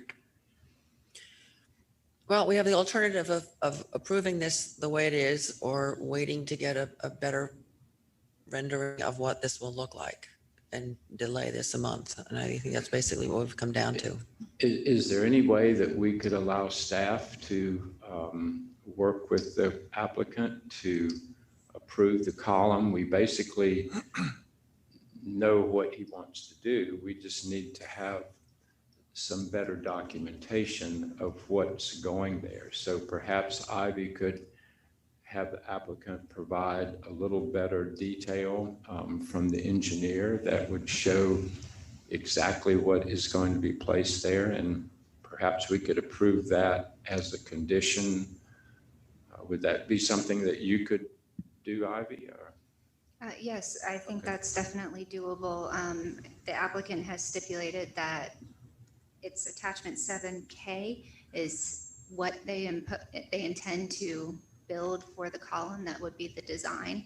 So I could request that, well, in the condition, there could be in the motion, there could be a condition that the columns will match that in attachment K, and a drawing will be submitted to staff, I guess, confirming the style of the column. But That if makes we did sense. it that way and the commissioners approved it, then Mhm. the applicant could go ahead and move Right. forward, right? Make a condition for the column as well as the ceiling to be wood. If that's the wish of the commission. Yeah, I don't know. I don't have a sense from anyone else yet on that. I think it's a shame to paint mahogany white. So if we're going to talk about mahogany and tropical hardwoods again, I've installed, I can't count how many ceilings I've installed out of tongue and groove pine all over downtown. One was on Gray Street, a project, a thing just like this, and the girders were out of pine. Not only the girders, but the ceiling as well. And it was tongue and groove pine, and painted it, and it's beautiful. Like 15 years later, it's fine. I wouldn't use wood windows out of pine. I would use mahogany or some other tropical hardwood, but it seems like pine is more than adequate. I just don't want to get in the way of, I don't want to mandate mahogany. I just, when So I'm we could saying just say wood, wood. that's my preference is wood, that's all. You want to do a But motion? yet in the standard, the PVC is acceptable. For new construction, that is correct, as long as it is not on or attached to the historic building itself. Well, since this is new construction, Mhm. I mean, I don't know if we have a standing to deny the PVC in favor of wood. That's what I'm thinking. I would probably point to the fact that the standard says that it should be compatible with the main house or have a similar utilitarian appearance. So you just have to weigh how much that would potentially impact its compatibility. How old is this house, Ivy? 1912. Gonna make me do some math here. It's So it's just- 1912, so. So it's historical 108, contributory. 109 years old.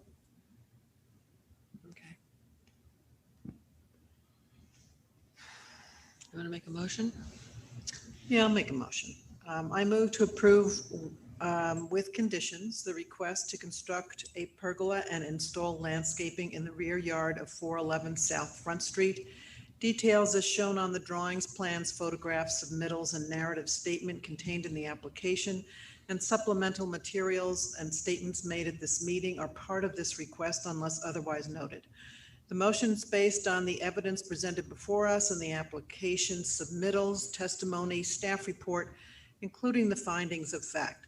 The following conditions shall be applied to ensure compliance with the design standards, those set forth in staff report 1 and 2. And the columns will match those set forth in attachment 8. And drawings will be submitted to staff to confirm that the columns will be in compliance with attachment 8. And the ceiling of the pergola will be in wood. The proposed request with conditions complies with the Wilmington Design Standards for Historic Districts and Landmarks.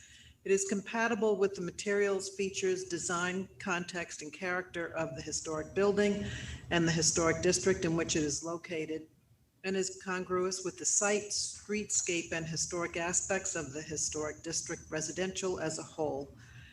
Applicable design standards, 1.6, Secretary of the Interior Standards, Standard 2, 2.1, Landscaping, Standard 2, 2.5, Garages, carriage houses, and accessory structures, Standards 4 through 6. A second? Second. All in favor? Aye. Opposed? Carries unanimously. All right, we're going to take a 5-minute break now.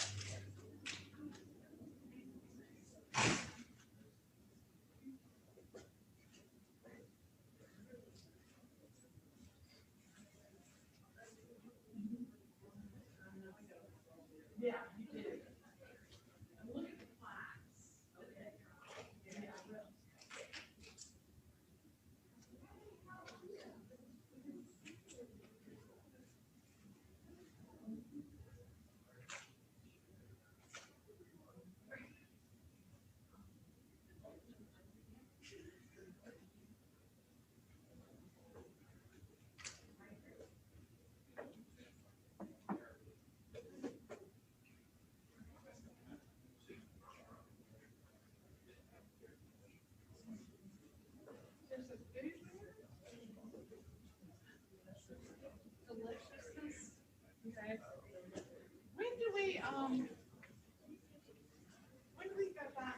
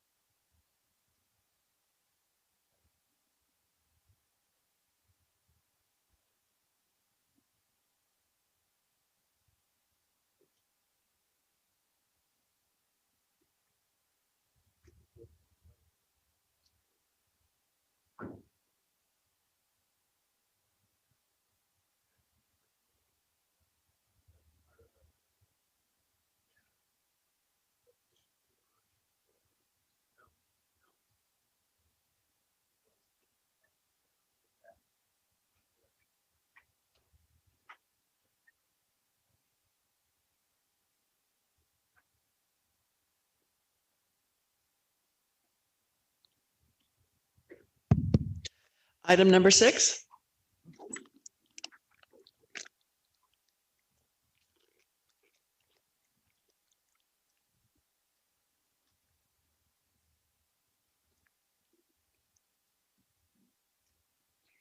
This is the Smith Willoughby House. It was built circa 1907, and it is a contributing resource to the historic district. Property is located at 1902 Market Street and is within the Carolina Heights Winoka Terrace Historic District overlay. In this district, only that which can be seen from the public right-of-way, excluding alleys, is subject to design review. The application before you today is for a waiver of the 365-day stay of demolition and demolition of an existing accessory building and stucco wall. Excuse me. The applicant also proposes to install a rear fence, perform landscaping, and seeks after the fact approval for a portion of a rear fence. The applicant proposes to demolish the existing accessory building and white stucco wall in the southwest portion of the property. The outbuilding was originally constructed as a garage in approximately 1920. The inventory data originally identified it as contributing, but due to the extent of alteration since then, it is likely no longer considered a contributing resource. The stucco wall is also proposed for removal A COA was issued March 14th, 1996 to construct the stucco wall and for alterations to the garage to convert it to a storage space, including the enclosure of the original garage door opening along South 19th Street. The applicant proposes to construct a one-story accessory dwelling unit using the existing foundation plus an extension of the footprint to the north.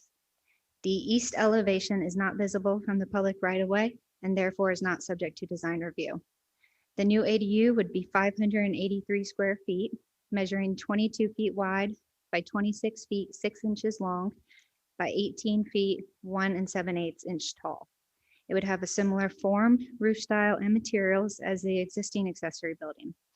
I would like to note that the zoning administrator has provided preliminary approval for reduced setbacks for the building for the purpose of retaining trees on the site, the 42-inch laurel oak tree immediately to the east of the existing footprint, and the 24-inch pecan tree on the north side.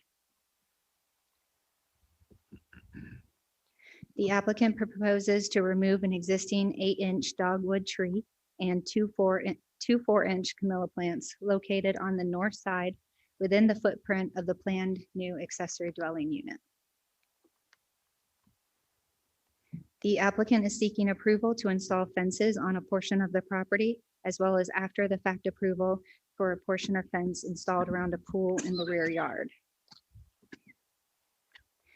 Outlined in green, the applicant proposes to remove a 4-foot tall wood picket fence extending from the northeast corner of the existing accessory building to the southwest corner of the house. In its place, the applicant proposes a 6-foot tall board-on-board wood fence extending out from the northeast corner of the accessory dwelling unit to the southwest corner of the house, and extending from the southeast corner of the accessory dwelling unit for a small portion along the south property line. Outlined in blue, they propose to install a 4-foot tall wood picket fence to enclose the patio area on the south side of the accessory dwelling unit. Outlined in red, they seek after the fact approval for a 6-foot tall board-on-board wood fence. In September of 2020, Mr. Walton determined that the pool could not be seen from the public right-of-way and no COA was required. It was simply a mistake, and unfortunately the fence was overlooked during the pool project and a COA was not obtained. So they are seeking after the fact approval for that portion of the fence alone. A notice of violation was issued on March 25th, 2021 for the fence. The applicant had no intention to circumvent the process and intends to do the right thing by seeking your approval tonight for that fence. The design standards state that a delay in demolition is only recommended for historically significant buildings that contribute to the overall aesthetic character of the historic district. Design standards state fences and garden walls have traditionally been used to delineate property lines and mark boundaries between public and private property.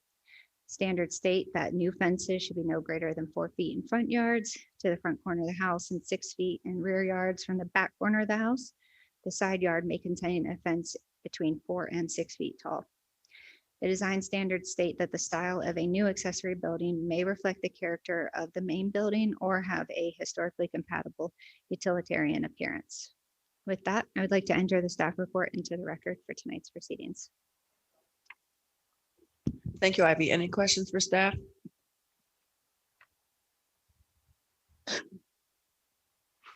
Okay, will the applicant like to step forward? Please state your name and address.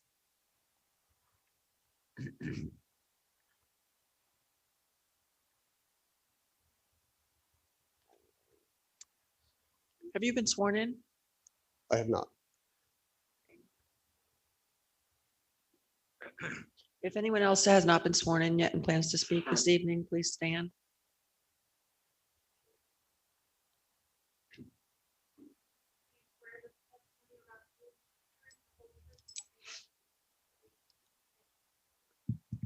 Please state your name and address.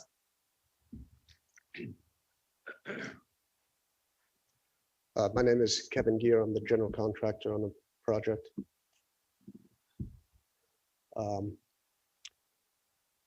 So I think Ivy was pretty clear about what we're trying to do here.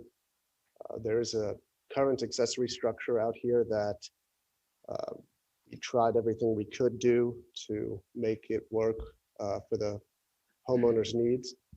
And structurally, it's inadequate.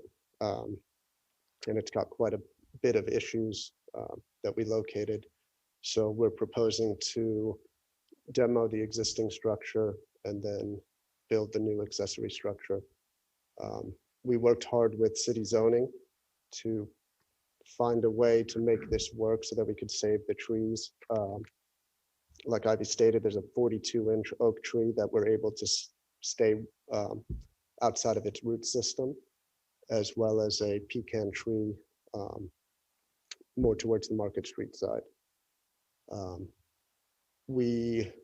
For the camellias and the other, I think there's 3 trees, we're planning on trying to move them, but it's difficult to get in touch with Mr. Akers right now. But if we can get in touch with him, we will move those. So, we are going to tie in the existing fence around the pool up to the structure, which is for pool safety. And then there's a fence in the front of the property that we are going to match on the back end of this property on the alley side.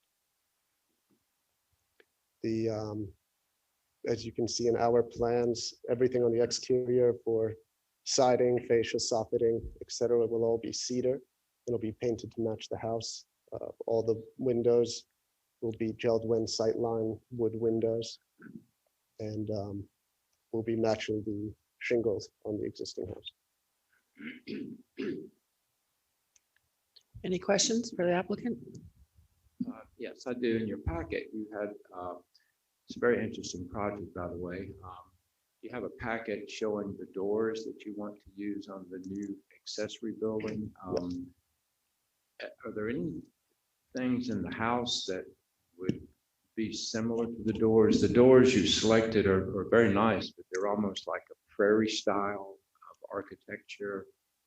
And I didn't know kind of if there was something else you discovered that made you select that particular style. So can't remember what the front door is. You show one here with a door with nice windows and 2 side lights. Yes, it's a mahogany door right, that we're planning on installing. Looks very nice, but you know, some of the features on the house are stucco, almost Art Deco-ish in a way, not really, but you know, using that material. So I was just asking, you know, about that.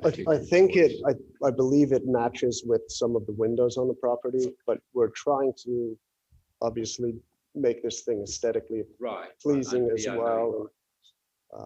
And I think those doors work well with it within the whole style. Yes.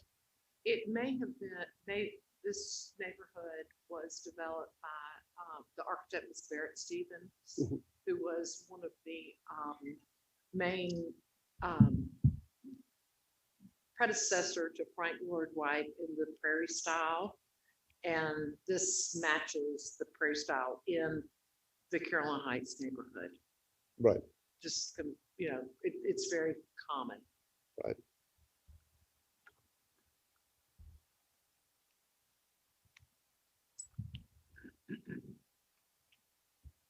I'm sorry, what was the comment you made about trying to hire acres for something, acres tree moving service? So I see in the packet, it says you're just removing a dogwood and some camellias. we're going to remove them, but if we can save them, we will. Oh, I see. Yes. The pecan and the oak are going to stay in place. What is the setback from the door that we're seeing? That's the street side, is that correct? On the left-hand side is the street side, is 19th Street. Yeah, use the pointer and Jim. So here's the proposed structure. Oh, I see And this that, is but 19th the Street. one, the drawing we're seeing with the door, So that would open onto 19th Street? there is a patio door here, and there will be a door on this side on 19th Street. And what is that setback from the sidewalk? Is there a sidewalk there? There's no sidewalk. There is no sidewalk. There's no sidewalk. I can't see that far on that screen. It should show it in all of the drawings, which I can pull up here. I just double checked the drawings. It's 3.1 feet. Oh, It's it is proposed right now. from the curb. From the property line. Oh, So there's a little bit of green space between the property line and the street, but from the property line, it would be 3.1 feet. see. Which is what the existing structure is now. So we're planning on staying within the footprint and moving or extending the building towards Market Street. The side and front of the property have heavy greenery. So from Market Street, you would barely even be able to notice that the structure was bigger.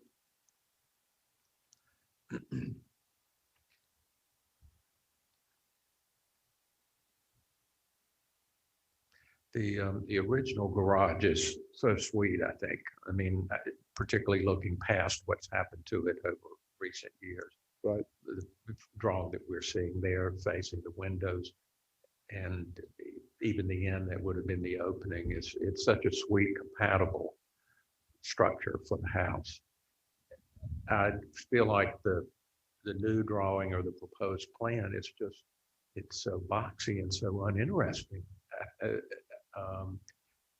It may check all the right boxes, but it doesn't have the warmth or element of that original structure to me. I think with the cedar siding that we're going to be putting on with the shake and that's that certainly will soften it and connect it to the house. It's just so the it image somehow you're just from what I'm seeing just doesn't look in harmony with the site and the connection to the house. It really is kind of cold looking, but I'm sure it has in the elements that you wanted to incorporate in the building. But it's in contrast to the original structure, it just is somewhat cold, I think. So the original structure from the street, the only thing that you can see is this large stucco wall and a garage opening that they enclosed with stucco and glass block. Yeah, So- well, I understand. I saw what had been done to it, but you know, obviously maybe you need and want more space, but it's a lot of that could be removed to go back to the integrity of the original structure, which was not good. Right. But you know, it clearly may be that you're looking and want more space than Right. that small building.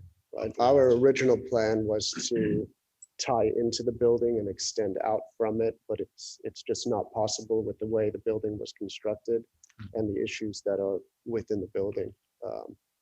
And simply having to tear out half of it because of the stucco and et cetera.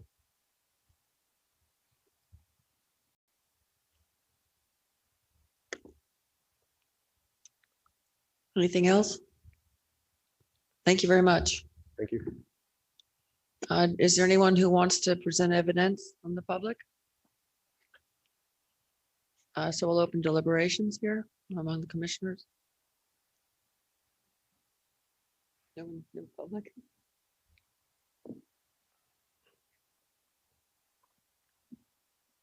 I move to approve the request, excuse me, to waive the 365-day stay of demolition and to demolish the accessory building and stucco wall, construct a new accessory dwelling unit, install a fence, landscaping, and approve after the fact installation of a rear fence at 1902 Market Street. Details as shown on the drawings, plans, photographs, submittals, and narrative statement contained in application and supplemental materials and statements made at this meeting are a part of the request unless otherwise noted.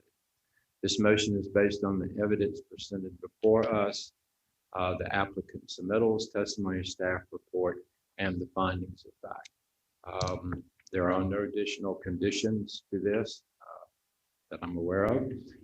The proposed request does comply with the Wilmington Design Standards for Historic Districts and Landmarks, is compatible with materials, features, design, context, and character of the historic building and the historic district in which it is located, and is congruous with the streetscape, and the historic aspects of the Carolina Heights, Winoka Terrace Historic District as a whole.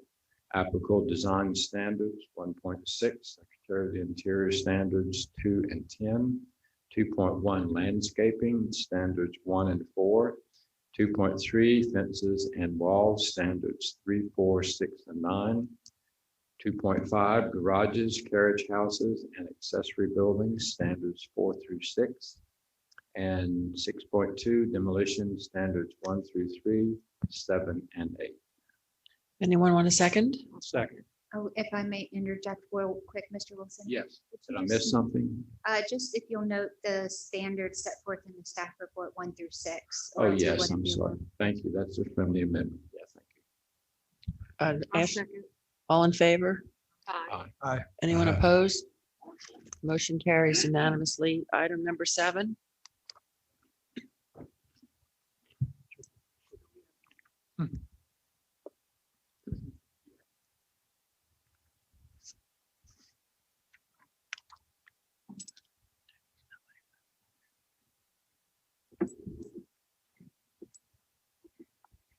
All right, so the subject lot is currently vacant with no existing development on site. The property is located at 514 Nunn Street, and it is within the Historic District residential. In this district, alterations to all facades of a building and site are subject to design review, regardless of whether they can be seen from the public right of way. As you will recall, on May 13th, the HPC approved a COA for new construction on this lot for a 2-story residence and a rear detached 2-story garage. The application before you today is for a modification to that approved COA, specifically for the driveway and the setbacks for the rear detached garage. On the left is the site plan submitted with the application heard by the HPC at the May 13th meeting. On the right is the updated site plan. The applicant proposes to modify the approved driveway to create a shared access drive with its neighbor at 512 Nunn Street. If you recall, 512 Nunn Street had no access for parking included with the application. The applicant owns both 512 and 514 Nunn Street, and to provide parking for both lots, they propose the shared driveway. The modified driveway would be 12 feet wide. 10 feet of it would be on 514 Nunn Street, and 2 feet would be on its adjacent neighbor at 512 Nunn Street. The applicant is also requesting approval to change the approved gravel driveway to concrete. Secondly, the drawings approved by the HPC at the May 13th meeting for the detached garage had the correct building dimensions, but the site plan did not. The site plan was updated to reflect the correct building dimensions approved by the HPC. The applicant seeks approval for the revised garage setbacks consisting of 5.4 feet on the west side, 5 feet on the east side, and 5 feet from the rear. Originally, it was 2 feet on both the east and west side, and then 10 feet from the rear. So they're proposing to reduce that rear one back down to 5 feet. The design standards state that driveways in the residential areas of the historic district tend to be narrow based on the width of early cars and often lead to a rear parking area, garage, or carriage house. The standards state that in the past, driveways were finished with compacted earth, gravel, and oyster shells. Staff did include some precedent in the report to show that concrete driveways have been approved for new construction previously in the historic district. And so with that, we'd like to enter the staff report into the record for tonight's proceedings. Thank you, Ivy. Does anyone have any questions for staff? Thank you. Does the applicant wish to present?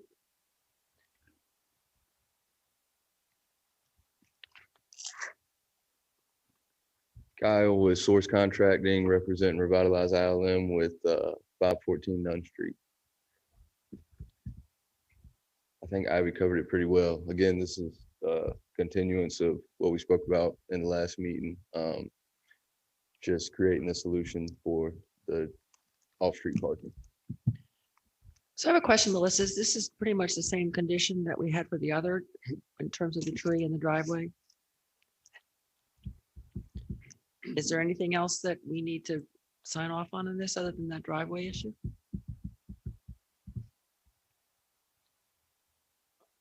Ivy? Yes, just the modification to the driveway width and general location. Also the material, they are proposing to change it from gravel, which you all approved at the May meeting, to concrete. And then the third thing would be the revised setbacks. Okay. I'm a little confused. There's a drawing here. It indicates an area which takes the end of 2 lots on 6th Street. We approved 516 construction. Does this affect that lot? It seems like these are conflicting. I'm trying to figure out the footprint of this thing. So this would only impact 514 9th Street. Earlier in this evening, you already approved the 2-foot section of driveway on 512 9th Street. So if you're looking at it down at an aerial, that's the one to the left, and 516 is the one to the right. So this would have no impact to 516 9th Street.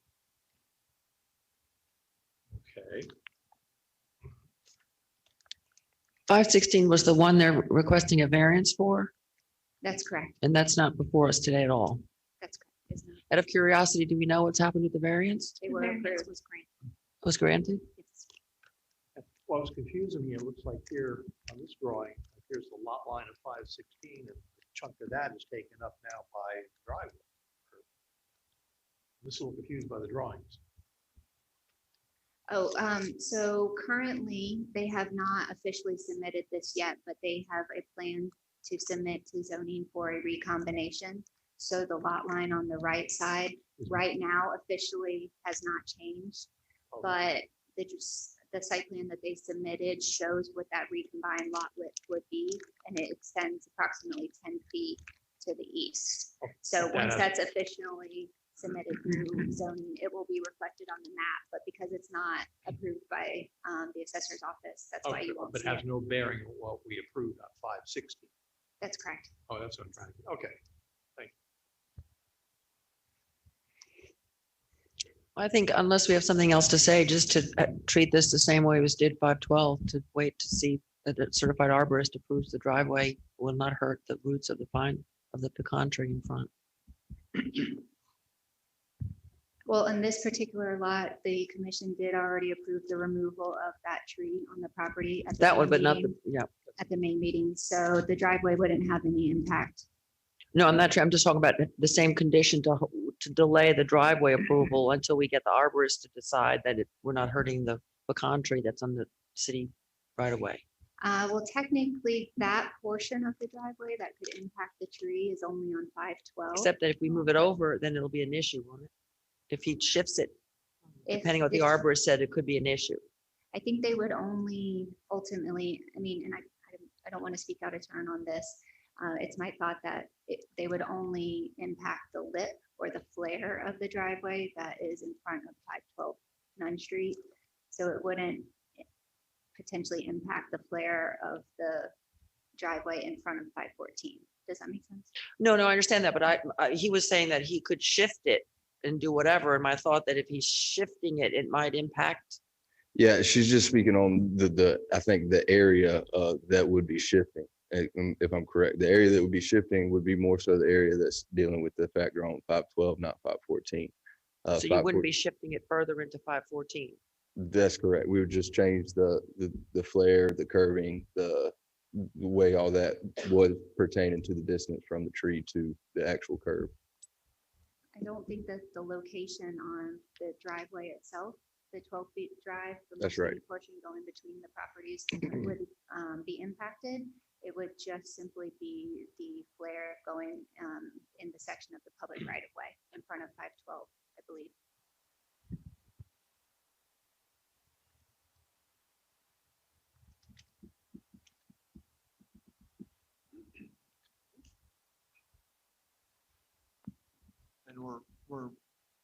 making a judgment on the composition of the driveway too. You know, it's not just Right. the siting of it and the geography of it, but the composition, which I think the pervious is much better than gravel. And just to make note that staff did include a condition, a proposed condition in the report that it be pervious concrete.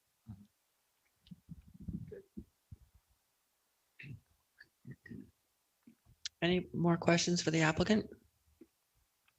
Thank you. Any public hearing part? No? Deliberations?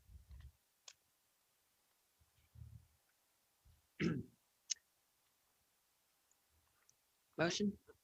I move to approve with conditions the request to modify the driveway and garage setbacks approved under certificate of appropriateness MJW-21-52 at 514 Nunn Street.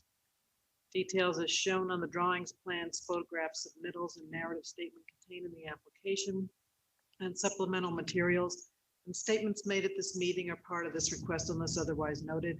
This motion is based on the evidence presented before us, the application, submittals, testimony, staff report, including findings of fact. The following conditions will be applied to ensure compliance with the design standards, those set forth in the staff report 1 through 7. The proposed request with condition complies with the Wilmington design standards for historic districts and landmarks, that it is compatible with the materials, features, design, context, and character of the historic district in which it's located, and is congruous with the site, streetscape, and historic aspects of the historic district residential as a whole. Applicable design standards, 2.2, public right-of-way, standard 2, 2.4, walkways, driveways, and off-street parking, standard 4. Second, anybody? Second. Steve, all in favor? Aye. Anyone opposed? Motion passes unanimously. Item number 8.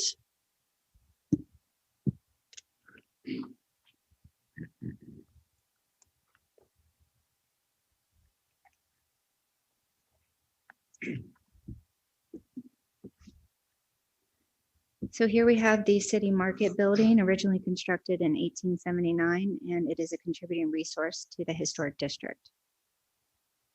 The property is located at 124 South Front Street and extends the full length of the block down to South Water Street. The property is located in the Central Business District, Historic District Overlay. The application before you today is for the removal of the contributing status of the building for the purpose of retaining the full allowable building height in the Central Business District. Section 18-196K of the Land Development Code states that an applicant may seek approval to remove the contributing status of the building for the purpose of retaining allowable building height. The applicant must apply to the Historic Preservation Commission to remove the status, and they must demonstrate that the building has little or no significance in 4 categories, and when scored, has a total combined score of less than 6 points. Approval of the request does not modify the status of the building for any other purpose beyond retaining its allowable building height. Here are photographs of the current building. The top photo shows the front elevation along South Front Street, and the bottom photo shows the rear elevation along South Water Street. And here are some photos showing the evolution of the building. The first is a postcard of the City Market, the original City Market building, not long after it was constructed. In the middle is a photograph from the 1970s, and at the bottom is a photograph of the building as it exists today. Significant modifications have been made to the building since initial construction. Archival data indicates that the building has undergone at least 3 significant exterior renovations. According to the book Wilmington, North Carolina, an architectural and historical portrait, the building was built in 1879 and underwent renovations in 1912, 1919, 1930, 1944, and 1960. The building opened in 1880 and soon after was purchased by the city in 1882. In 1919, at the expiration of the market lease, the building was converted to an auditorium. In 1923, it was a producer's market for farm products and functioned only between auditorium uses. In 1930, it was renovated for full market use. Another renovation took place in 1944. And in 1960, the city council sold the building and it was renovated for office space. Staff found 2 previous approvals to demolish the city market building by the HPC. On September 20th, 1983, the Historic Preservation Commission granted approval to demolish the building after determining it had lost its significance. At the time, local historian Ed Turnberg, then chair of the HPC, noted that architecturally and historically, the building had lost a lot of its significance through serious alterations. The HPC again granted approval for demolition, and a COA was issued on April 18th, 1989 to demolish the building due to structural limitations and foundation issues, and based on research presented to the HPC at the 1983 meeting to demonstrate the building had limited architectural significance. In light of the building's history, the applicant is seeking approval to remove the contributing status of the building for the purpose of retaining allowable building height in accordance with the provisions set forth in section 18-196K of the Land Development Code. The applicant submitted a proposed scorecard with a total score of 0.25 out of a possible 12 points. According to the code, if the score is less than 6 points, then the building has little or no significance. With that, we would like to enter the staff report into the record for tonight's proceedings. I have a question, Ivy. Does anyone verify that scorecard? Like, do you do your own independent scoring? We do not. It would be up to the commission to look at the proposed score to see if it is compatible with the areas identified in the code, those 4 categories, if they felt that it was justifiable and the building had lost significance in those areas. And are they proposing to tear down the entire building? We have not had any application for any such request at this time. The applicant has only submitted an application to remove the contributing status. Okay, so then that would be a subsequent issue. Would there be the 365 days? And It's likely that it would come to that, yes. so the contributor status allows them to retain the old height requirements that was in the original building, correct? That's not, so basically, if it's not a contributing structure in the CBD, then they would outright have an allowable height up to 50 feet. If they were not to seek approval, if they were not granted approval to remove the contributing status, they would not be allowed to reach that full 50-foot height. They would only be able to, and I did a little math here, but the numbers are approximate based on what we know with the building.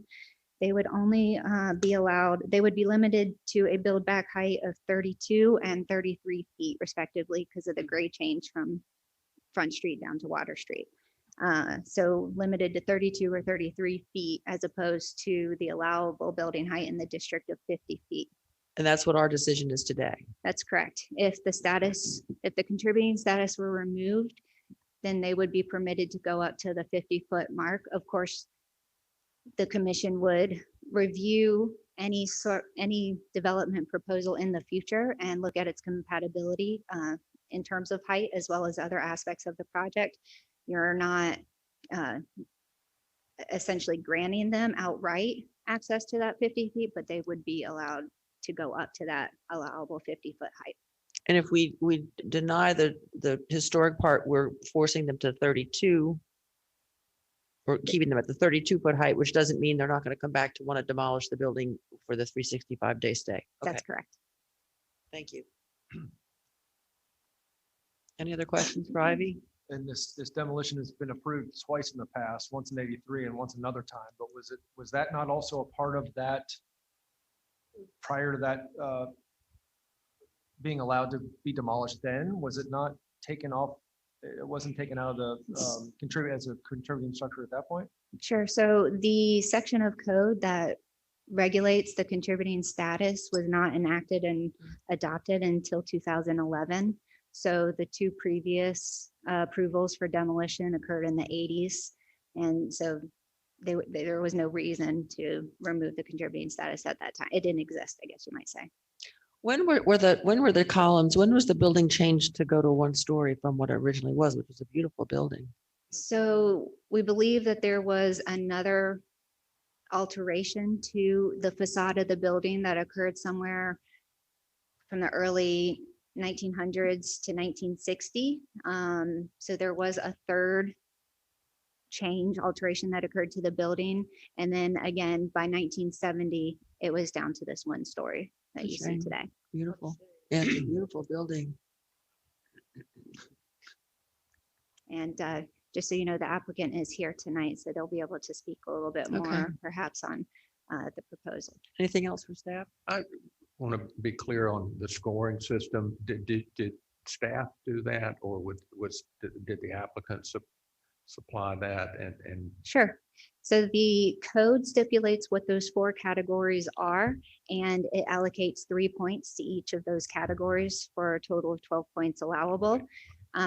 It's up to the applicant to propose what they feel is appropriate in those 4 categories. And then, of course, this is an evidentiary hearing, so they present that as evidence to the commission for approval to demonstrate that there's little or no significance to the building.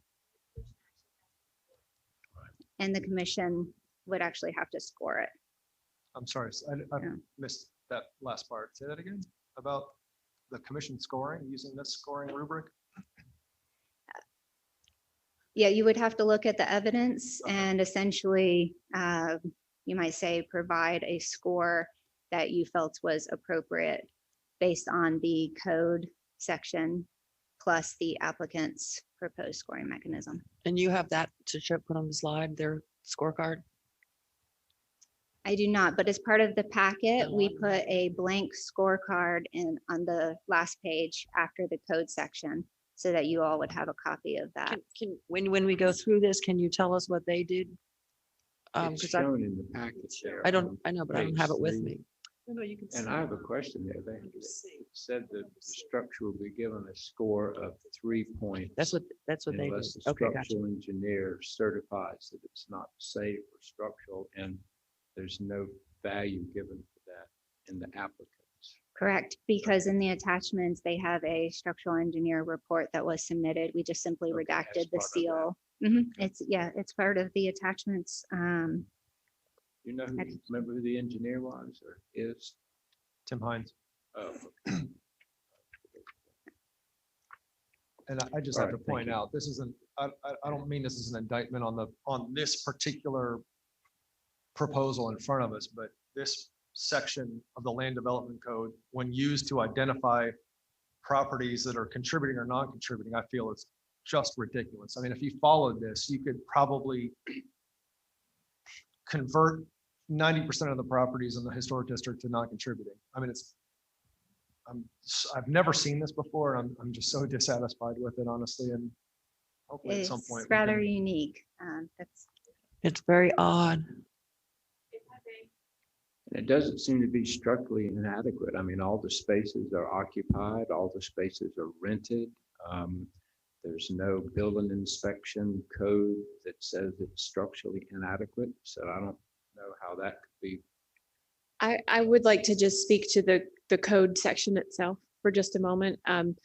This was adopted in 2011. It was a joint effort of Historic Wilmington Foundation and the city to come up with this language. We recognize that calling it removal of contributing status is a little confusing and perhaps inappropriate. So in the new code, it takes away that title. It's not called that anymore. The intention behind the language was to encourage the preservation of contributing buildings, particularly outside of the local district and the overlay where there is no real other protection for those buildings. So the thought being, if there's a height penalty for whatever is built new, that perhaps a developer may find a more creative solution to preserving the existing building. It hasn't worked especially well for us in the way that we had hoped that it would, but it does remain in our new code. It's reworded somewhat to remove the false impression that the contributing status is actually removed because we don't have the authority to do that. So we're not actually removing it. But it does carry forward into the new code. And if you have questions about the code language itself, I'd be glad to answer those for you.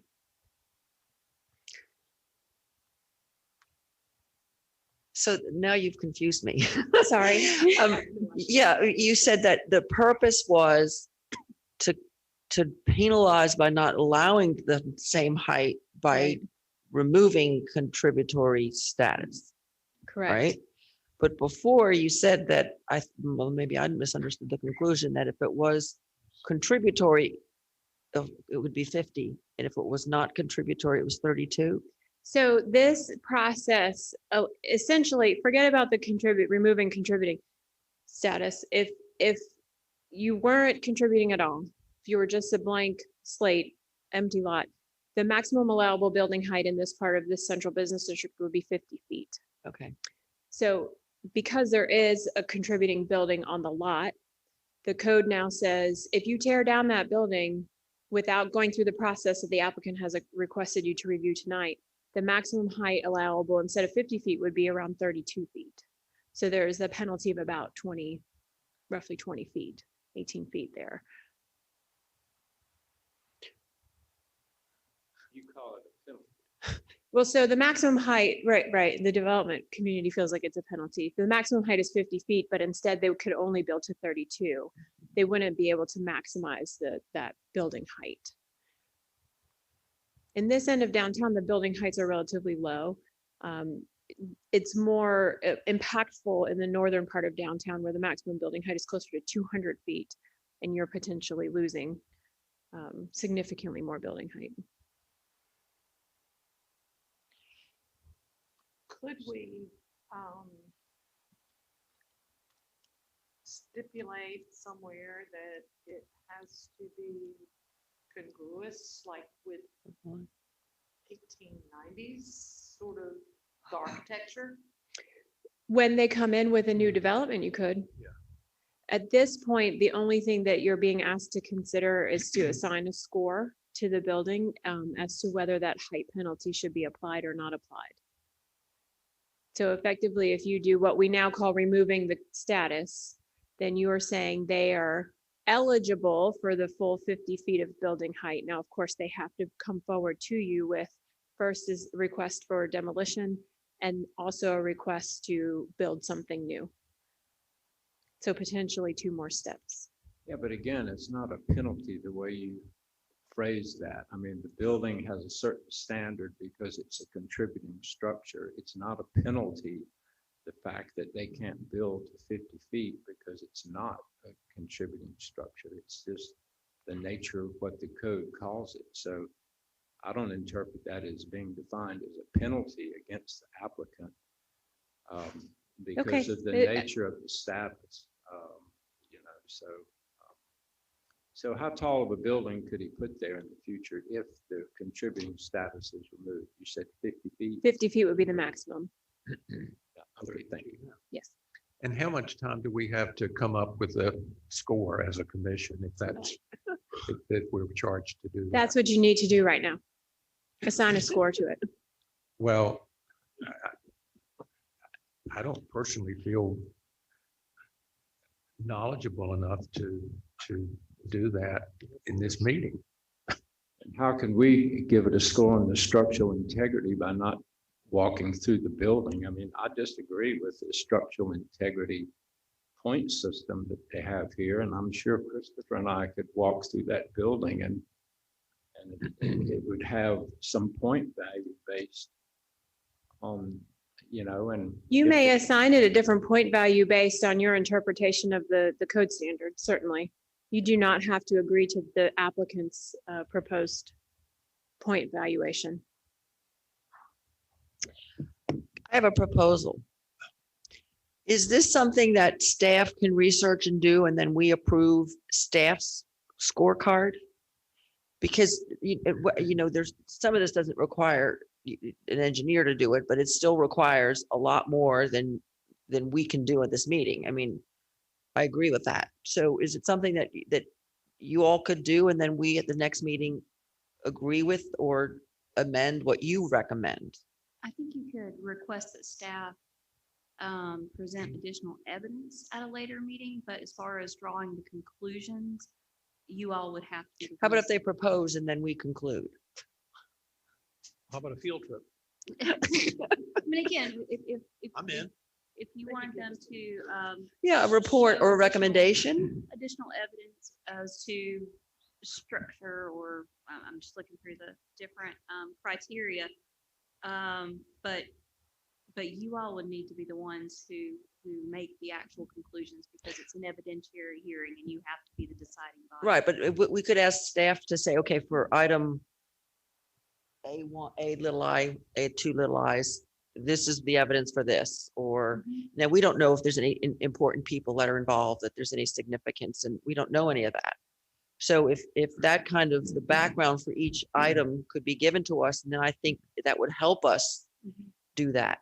Can we do that? Request that? We are not in a position to evaluate the structural integrity of the building. We can certainly provide additional evidence regarding the history and the evolution of the architecture, but neither Ivy nor I are qualified to. We aren't either, Well, though. how is the commission supposed to? Yeah, how are we supposed to qualify? do integrity? There, I believe it's possible to request aid from SHPO. It's not, their report would be non-binding, but it would be an educated report on the status of this building. And I think that is true. They will review. Is that not so? I mean, like, we're not tearing down the ice house or something, you know, that we're gonna say, yeah, demolish it. And then, you know, it's something that is of historical significance. I mean, that we know some history around it and Yeah, there's so many things here about. and can it be, you know, can we continue up from it? Some just things about it. Can they build on top of the existing building? Is that what you're asking? Yes, and I mean, I'm sure they can, but is it worth it? I mean, is it some sort of, is there something there that we should not be messing with or tearing down? Well, I think that if the state came in, evaluated it, they would, in their report, would give their recommendation about the value of the remaining portion of that original market. And again, it's not a binding, but it's an educated report of their findings, which exceed my understanding and ability to grade the building. Do you have any idea how long that would take? It could take several months. And That's what I to the would best think. of my knowledge, there's not an engineer on staff at the state office. It would be similar to the process that they use to review when we ask them to consider a local landmark designation. Oh, wow. So it would be intense, but I'm sure they would respond.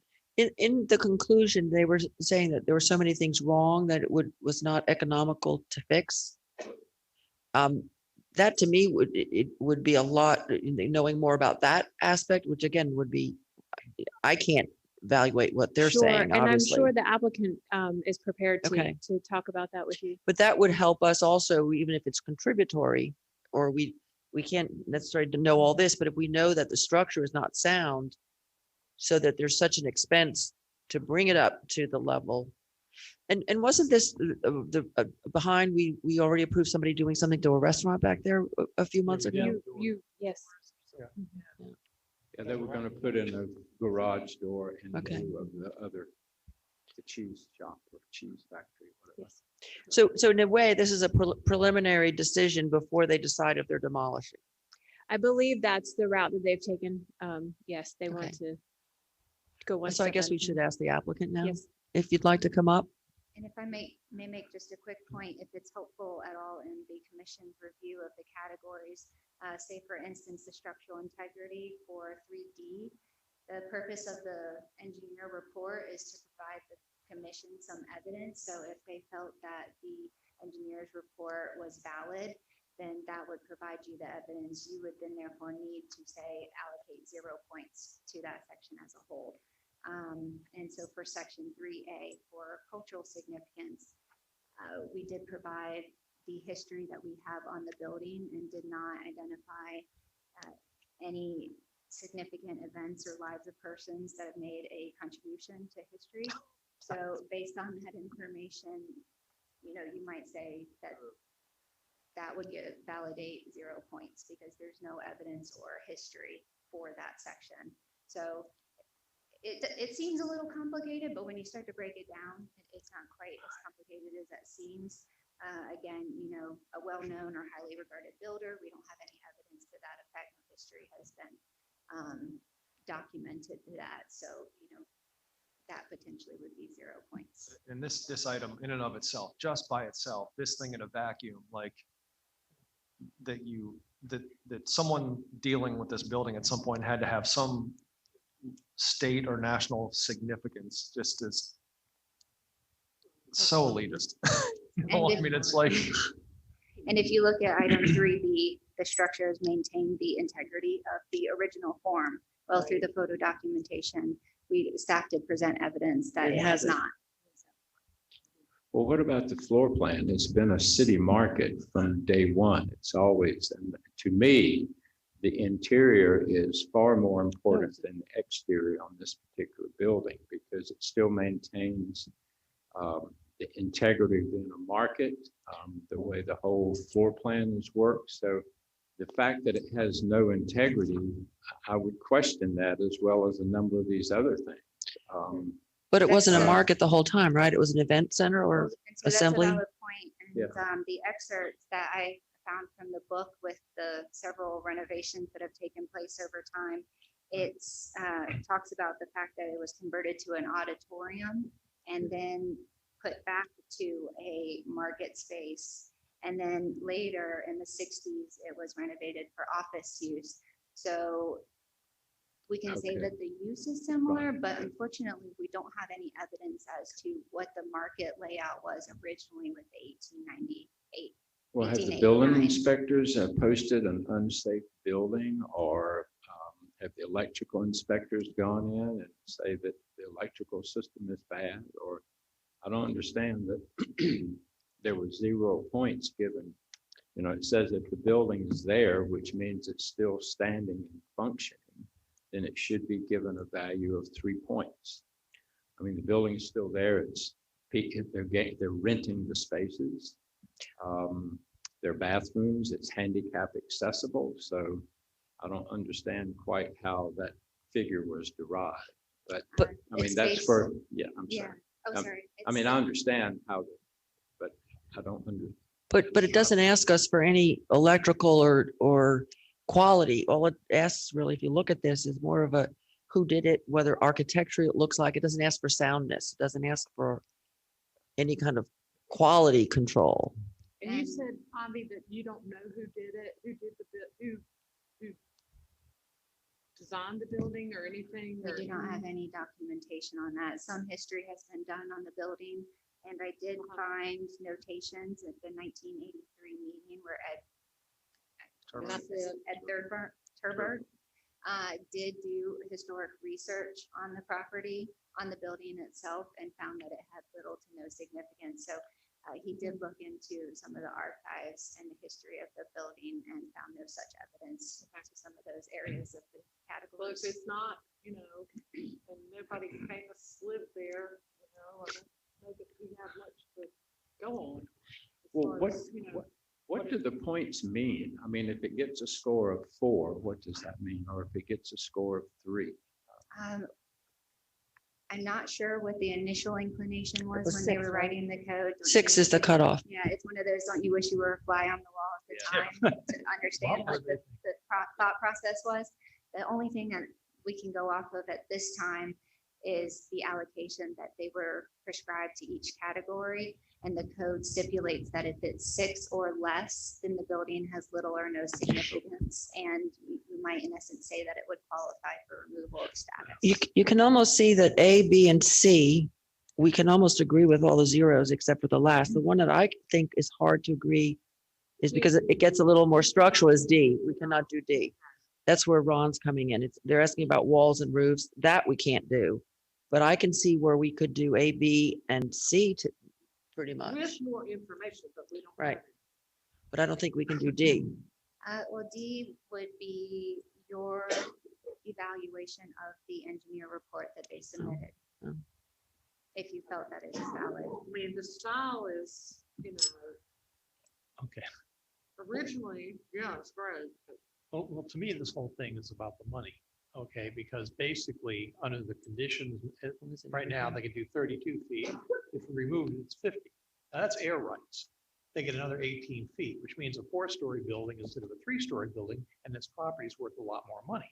So I look at it this way. I'm not, if they want to tear this one down now or tear it down later, but I think they just want to remove it because more money. Now, our question is this thing historic or not? And Right. this little list right here, I mean, yeah, like, did somebody famous live there, or is it beautiful? If it looked like that, one, I think we would be having a totally different discussion. You mean the one in 1890s? Yeah. We would be having a totally different discussion than we would be in 2021. We're sort of talking about the basement. Completely understandable. And that's why we did try to do additional research, and we did find those 2 approvals in 1983 and 1989, where there was a finding of little to no significance for the building and demolition was approved. has anyone checked the Carolina room? This is a guess, but I'm assuming that Ed Thornburg did when he was doing his research. I did also, and didn't find anything beyond what's in your staff report. A lot of what you have in the staff report did come from the North Carolina room. Yes. Thank you. Can we hear from the applicant?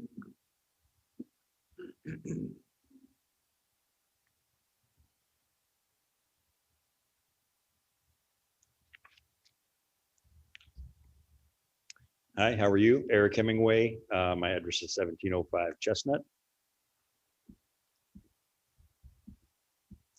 So what is it you plan to do with this building? Well, That's the big elephant in the room. At this point, we're just trying to take the first step through the process the city set up with removing the contributing status before we take anything any further. And the only reason to do that is because you want to tear it down. Well, we just want to explore all of our options at this point. What is your, do you have any particular sort of use for the property? Do you know? In the future or currently?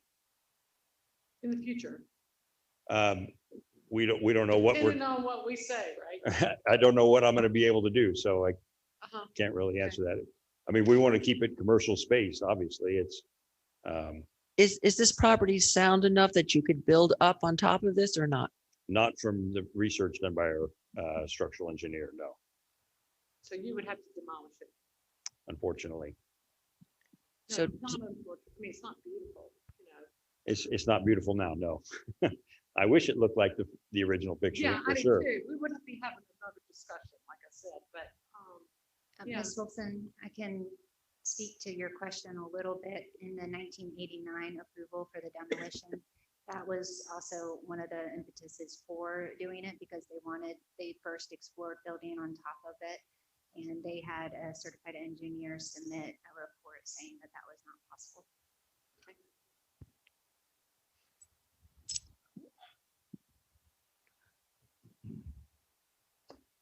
I was living in the district that's 2 blocks from this property when the original developer floated his plan, Mr. Eccles. I knew Ed Turberg and I had great respect for him and the commission that not once but twice voted to demolish the building. However, it's in our hands now. And I feel like it's a significant decision that we need to make. And I personally would feel comfortable at least reaching out to the state and asking them for a timetable, and would they review and contribute their knowledge to the status of this building. And I would be very comfortable with that. I don't feel, I think that the interpretation of this grade system is very nebulous. And depending on whoever's hands it's in, and now it's put before us, I think an expert could make an argument in any direction they wanted to. And if our staff are not qualified to do it, I certainly don't feel qualified to do it. And I think we should postpone this item and reach out to the state and see if they would help us out with this. We had the engineer's report, a certified engineer, about the condition of everything. That's correct. That was because I read it, but it wasn't clear on who it was. Sure. The applicant engaged an engineer and they submitted a report. It's part of the attachments you have in your packet. I guess looking at this score sheet, don't see it as being as difficult as I thought at first, especially since you've addressed some of the specific points. So I don't have as much of a problem as I did in the initial.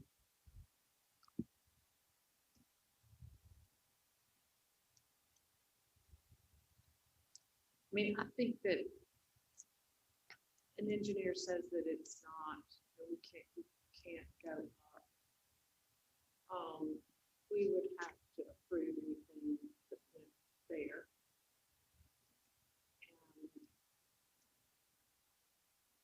And the cost of repairs were so But expensive. the applicant's I not don't requesting that. Yeah, that I agree. something be built on top of the building. I mean, we're just conjecturing about No, that. So, we can't do that. yeah, so I think, we just have to look at what the applicant is asking for. And yeah. And the engineer's report. And say demolish or not, right? I mean, we all can kind of speculate among ourselves as to what's going to happen to the building, but I just, for some reason, feel a loss of that building. It's a marketplace and it's been there, even though it's gone through some transitions, it's always come back to its original use of the marketplace. And obviously the building is very ugly. It's been beat up and ravaged over time. And I can totally understand where the applicant is coming from, as far as what his future plans may be for the building. But I feel like with the matrix, as Joan has said, we've kind of overcome some of the complications. And even if we gave it a total of 3 points on the engineer's report, because the building is standing, it's occupied, it hasn't been condemned by the building inspectors. So, but even if we gave it a 3, that's not going to get it to the 6th level that we would need. And I don't feel like any of those other factors that we can really prove, who lived there or who did what and where we are. So, I mean, they would have given that to us. Yeah, because there's no information on it, right? Yeah. And my concern is not, let's say we're not going higher. That's not an issue today, but the fact that there's such a difficult repair situation anyway. I mean, it's so expensive. Once we do this, he could demolish the building, and he can, what he's wanting to do, as we well know, is he wants to gain an additional floor from that building, which, I mean, that's just pure economics. And I certainly applaud that part of it, but. And just a quick note that they would not be guaranteed it. So they would be allowed to potentially ask for it. But ultimately, any new development would come back before the HBC and would be reviewed for compatibility in terms of style, Yeah, form, and height. we can go look at that one over there and say, now that looks good. Yeah. We'll give you this as the condition that you rebuild the building as it was in the beginning. Well, honestly, I'd be a little happier if, obviously, it's going to be mixed use. The first floor is going to be commercial. So, I mean, in the future, if this ever came about, if that first floor was sort of a retail commercial, maybe you call it the marketplace again or something like that to carry on. But yes, as far as this current issue, I mean, because correct me if I'm wrong, after a 365-day stay, they could demolish it anyway. Yes. They just wouldn't get the other floors. So one way or Yes. the other, they can bulldoze the building. Right. And they already have tenants, so they can wait through 65 if we don't lower it. Well, again, I come back to, in fairness to the applicant and in fairness to the community, we're a representation of that. I think we need an expert opinion on this to help us make the right decision.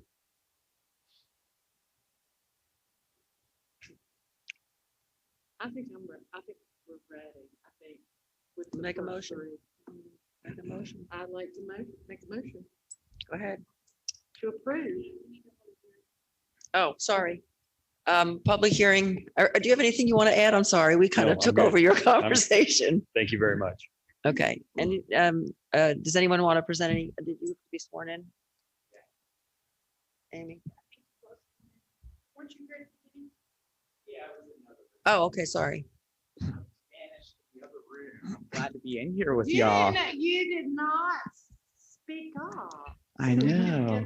Yeah. Well, Jen and I had a conversation, just try to listen, be respectful, but just, I think I've seen you all since this has been on the docket, and I've respected the process and waited to the right moment to address our concerns. I'm Travis Gilbert from the Historic Wilmington Foundation. Several key members of our Urban Properties and Preservation Action Committee and I have been discussing not only this scenario here, but this larger idea within the current land development code and the proposed land development code. The word we have been using, and it's been hard to wrap our brain around, is this seems like not it's an incentive to remove the contributing status to, exactly as you all were discussing, add another story to the property. I don't think anybody can logically argue and say that that building has lost its contributing status. I mean, it certainly looks much different. It's a shame that our community lost that beautiful structure. But I think our nightmare about this process played out this evening. And I would love that the commissioners take a moment to consider the precedent of this. It makes me very concerned that it seemed like there wasn't an awareness of how this process would play out until we've been sitting here for 3 hours. And then this table was thrown in front of you. And the only numbers that you have to go off of are numbers that were submitted by the property owner. That is concerning to me, the lack of data. The staff here is incredible. Ivy and Christine, I'm sure, did a wonderful job going to the resources that exist. We all miss Ed, and he did miss some things back in the day. We see that with our new plaques when we're getting those repainted. But this seems to be thoroughly vetted. I just wonder how this will play out with the next building. Will this same process play out where we've been sitting here for 3 hours and maybe that building has a little more information to be uncovered? And will that information be presented to the commissioners and in a process or a time frame that allows you to deliberate on the facts, on the evidence? So I guess I'm just concerned about the precedent this is setting. By no means is the Historic Wilmington Foundation trying to suggest this building. So your suggestion that Michael said that we wait and get some more information is probably the best way to table this tonight. I don't think it's proper for me to make suggestions. I'm just airing our concerns about this process. I'm not sure if taking this to the State Historic Preservation Office would be a speedy process, or that they would come up with any information that the staff here has not already uncovered with the resources that exist here in Wilmington. I just wanted to state my concern about what has just played out here in the past 30 minutes. It seemed that it was very ad hoc, the facts, the chart, the scoring, and that the data that you're going off of to make this decision was submitted by the applicant, be it that information correct, worthy, biased, unbiased, etc. Thank you very much for the opportunity to address you all today.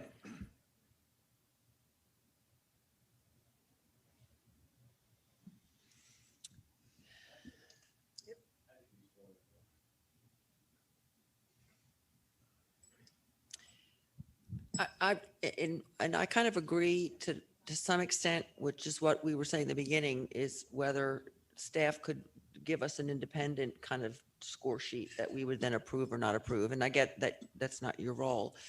But I think in this, and again, there is precedent in everything we do, but I think there's enough engineering evidence here that takes it a little bit away from,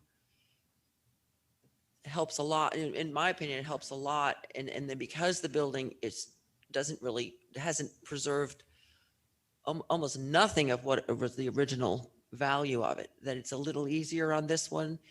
But I agree with Travis's concerns for a future process, that it's too big a deal to throw it in as an agenda item, that all of a sudden we're scoring something at a meeting like this. I think that's tough. I do. I agree. I mean, when he said that, I mean, it looked like a no-brainer, but we're setting a precedent. In terms of I mean, process, I'm going yeah. to have chain link fences in front of Carolina Heights, so, you know, but, yeah. It's, Or that maybe we create a different. in a front yard, but, you know, I think it's not good to make rash, especially on this. I mean, we've never seen anything like this. I know. And maybe we should have a different process under HPC in general for something like this in the Well, the future. process is actually in the land development code, so it's been determined by city council. So to change that structure would have to be addressed with city council and changing the land development code. If you're suggesting that you all would prefer, before something like this comes to you, additional information or Our internal something like process, that. not the code process, our internal one. Okay, so you're Yeah, just that's saying- all I'm okay, suggesting. I'm sorry. That there's, no, that's I mean, fine. Michael, you said it should come from where, the state? Well, I know they will do that, and again, it's not binding, but, again, it may be a slow process. I'd be afraid just there'd in be reading that they offer that service regarding properties at risk, and they are the experts. I certainly don't feel qualified tonight to say this building should come down. We're supposedly a representation of the community, but I don't feel skilled at this, and particularly being presented with it and not educated on the system. I sat and read it a couple of times, and it was my belief that it didn't score.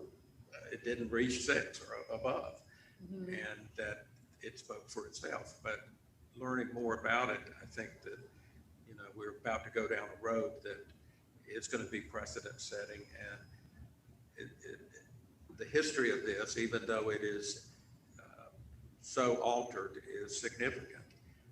It's one building that could be lost, and it may need to come down, but I don't feel skilled in making that decision. Which, and I agree, I'm not disagreeing with what you're saying, but they can take this building down whether we agree to it or not in a year. Well, that's always The difference is the point of how much value it is in terms of future construction. Well, that's always been the case in terms of, even a stay of demolition is to give the applicant and all parties to sit down and try to work out a way to save the building or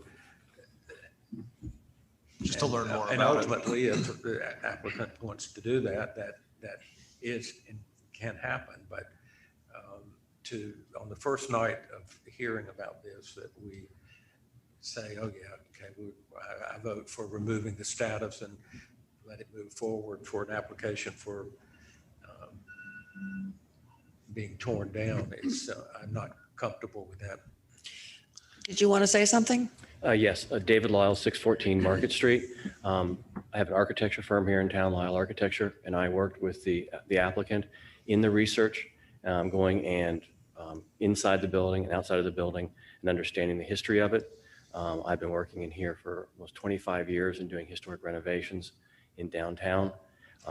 And I understand what your all significance is in looking at this, but from an architectural standpoint and from a structural standpoint, this building doesn't hold anything other than its memory of what it was at one point. It is a failing building and it will continue to be that way. And the cost associated with it to bring it back to even maintain it where it is now is substantial. And so I just wanted to let you know that this wasn't the owner just coming up and filling these things out.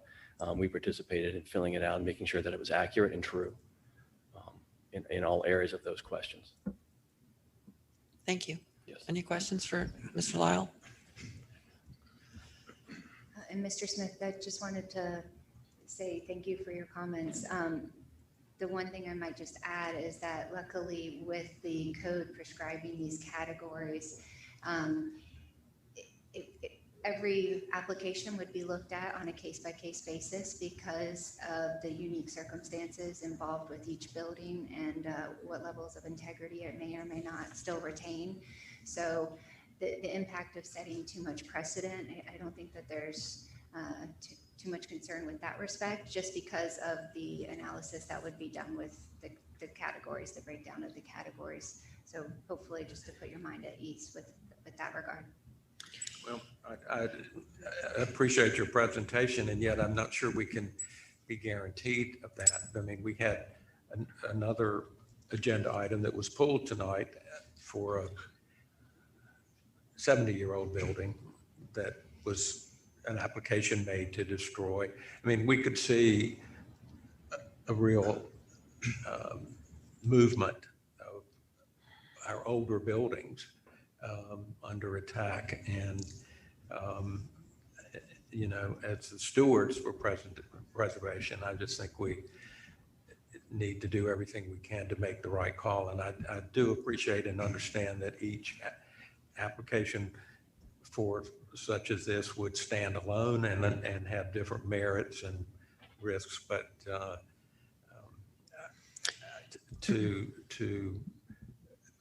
I'm very uncomfortable in voting in a positive way to remove this status tonight. I think there's nothing more we can say. I think we should just vote and decide if it goes forward or not. Actually, Joan, if I could submit, I know that one of the charges of the commissions I don't know whether it's by 160D in the state statute or whatever the case may be, but one of the charges of any body like ours, there's so many things that this commission can do. 15 things. We wind up just generally ruling on fences and pergolas and pools and windows and things like that. But one of those many things is to work with a building owner, a homeowner, a landowner, and help them understand, or maybe they could help us understand. I wonder if this could go to an executive session or something to that effect, where sometime between now and the next time that this can be brought to us, that we can all get together and hear some more about this. It just seems like such a vacuum of a session where we just don't have enough. And I have a relationship with the applicant myself, and I'm really conflicted about this on a couple of different levels, but I have some ideas about other ways to go about this that I would feel more comfortable with granting this if that could be heard. And I don't think this is the venue for it, but I wonder if there's another opportunity, some other way that we can do that thing that we're allowed to do and supposed to do at times, and actually execute that in some executive session or whatever it may be, just so we can come together a little bit more, whether it's a small committee from this group, Or like along with David and Eric, to just understand more about what's going on here, because there's so much uneasiness about this right now that it seems, I don't want to rush into a vote right now. I just don't, no matter what the vote may be. I have a proposal. Hold on. So look, right now, there is no one, I have not heard the intent that this building is going to be torn down. So that's nebulous. Okay. So at this point, I suggest we simply table this until such time that somebody decides they're going to tear the building down. Now, once they decide this building is going to be torn down, we can't stop them. Most we could do is a 365-day stay. So at that point, now we're back to 32 feet or 50 feet. Wouldn't that be a more appropriate time to remove the status once it's determined the building is actually coming down? Is that a thought? No, Yes. I think that, you know, the architect and the engineers need to know how to design the building now and price out what they Well, can do I understand there. that, but I have not heard the intent from the architect or the owner that they intend to tear the building down. Can they declare that? Well, one of the things that I am just curious about, which wouldn't have to be discussed tonight, but I would like, as Chris said, further discussion about it, is I have seen instances where something is significant to the community, even though the rest of the building can't be saved.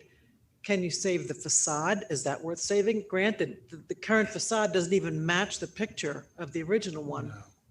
But does the current facade meet enough to the community that we could ask that that be somehow worked into whatever's going to happen to the property? I mean, that's some of those discussions maybe of finding a compromise, of not losing all of it. But I read the reports. I mean, if the ceiling's about to fall down, that thing's just not going to hold up anyway. And, but where do we take this? Is there any middle ground that we can get to that makes everybody comfortable? And maybe that's some of the discussions that could be had on what actually does come in front of us. Which I think is what I said before, is having an internal process for this, similar to what you're trying to say, to create a process that maybe there's, like we did for the teller machines and everything else, we had a small committee that dealt with something. So that when this comes up, it goes through an internal process that gets us more information, and you can sit down maybe with the experts and discuss that. I'm not opposed to that we do that too. And we can institute that for this. I mean, we just have a meeting somehow in between this and a vote. And I don't know how that process works between staff and the commission. Whenever they do some of those other things, like how would that work? That we hear more in a different session from David and Eric about this, and can share other points of view on adaptive reuse and other types of structural engineering with steel superstructures and things like that. And we've not had anybody come up and oppose it either, you know, but probably nobody knows about it, you know, either. But we've not had any, I mean, it's not like the Ice House or something, you know, or a mural downtown where people are up in arms about it. So I might just make a quick point that we're only allowed to review the application based on the evidence submitted. So if the commission did feel like evidence was lacking, perhaps that's something that they would request of the applicant to submit more information. And I just wanted to correct something. It doesn't say that the roof is falling in on the building. I've read this report twice sitting over here, and some of it is very nebulous. Some of it is very common kind of terms, and some of the problems that the concrete slab has numerous cracks. That's pretty standard in any concrete slab, particularly one probably of this age. So I think personally, the engineering report has some fluff in there, and I don't know. I've not inspected the building myself, so I don't really, I'm not questioning the engineer's report. But there are a lot of things in there that another engineer might feel differently about. So I wouldn't go there with what happened in Florida. Somebody Well, says something it is possible, I wrong think. with the concrete slab, I would say, no, well, take it that would be down. a poor decision, but I think. You know, I mean, and it's not done properly with the right rebar and up to code, like, you know, it probably should be done, and no. I am sure that the concrete slab is not up to code. If, that? you know, it is What gives you possible that that expertise the to chair, make that statement? I mean, what gives you that expertise to make that statement? I worked in the steel business for 26 years.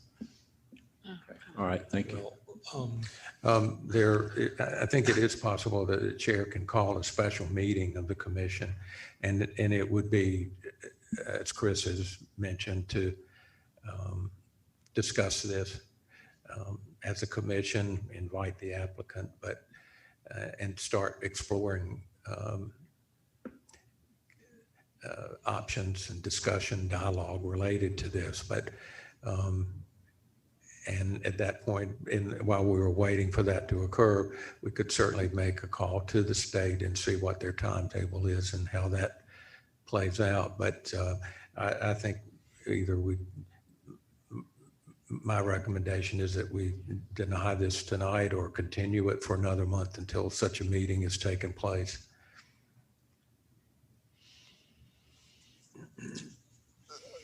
Sometimes the applicant likes to take the option that of carrying this over to the next meeting or the second meeting down the road, some other date certain, versus voting on it tonight. And I wonder if Eric has any opinion on that. I'm sorry. If you have any opinion on whether we just hold this over for a month or two or actually vote tonight, would you mind if we just held this for a month or two so we can discuss it more in some other session to learn more about what some of the, just learn more about it, just so we feel more comfortable with, you know, I can't see, I could see myself taking away this contributing status, but I would like to share more and I'd like to hear more first, honestly. That's your all's decision to make, whatever you decide to do. That's not my jurisdiction. I mean, I did spend a good 3-4 days in the North Carolina room researching this before we got to this point, before we even bought the building. I wanted to know what was around it, who owned it, all of that. So I guess that's commission's decision to make. And back to what Ivy had put together in the packet, that it had been approved twice to demolish in the 80s, and it hasn't improved with the last 30 years, 40 years. So, and back to the height restriction, if we go back to the original picture, that's a lot more than 32 feet. So Are you going to build that back? I'd love to. I'd love to. Sir, actually, I mean, again, it would help me a lot if I knew your intent to tear it down or not and build a building there. I mean, At this point, we're just taking the first step. This is the process that the city council put in place, and so the first step to tear the building down and build another building, or the first step to just. Before we can even spend money and explore what we can build back, is Okay. the first step is just to remove the contributing status. Okay, that's fair. So before we waste a lot of money in a direction and then get shut down, we just thought we'd take this first step. So, yeah, the scorecard, we went through it, David and I and Ivy and I, and we went through it together, line by line. That's the process that the city council put out. I think it's Councilman O'Grady. I believe this is the second time that this has been used.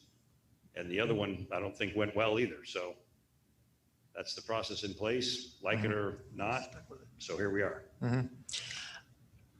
I personally, I don't have a problem allowing you to take away the status, but I do think we should try to do a process that's internal one doesn't hit us at a meeting like this with this kind of job to do. It's almost like this could be a meeting all by itself. to get an approval for just this kind of thing. Because it's too much. We've been here, what, 3-4 hours Yeah. already, and it's Can I like, make a motion to just delay this for a month so that we have a better chance to be prepared to, because. but we can't do anything. We can't go out and research ourselves. 'Cause we No, can't- but we can certainly make a few phone calls and get some guidance on it. And I don't know think, if we can we?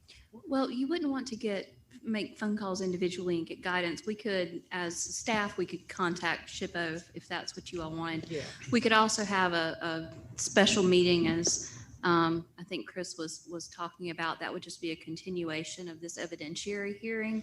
That would be only for this matter so that we could discuss different options and hear other evidence. We could certainly do that as well. And in the meantime, if you wanted to put it into September instead of August, for example, staff could possibly get together and come up with some ideas, some proposals for a process, an internal process. How do you want to approach this? And that may be something we can discuss and try to put in place before we meet again with the applicant and I think- get that evidence. I think that's a really good idea because it's a lot more than, again, whether we're doing a fence or a pergola. It's got much more impact.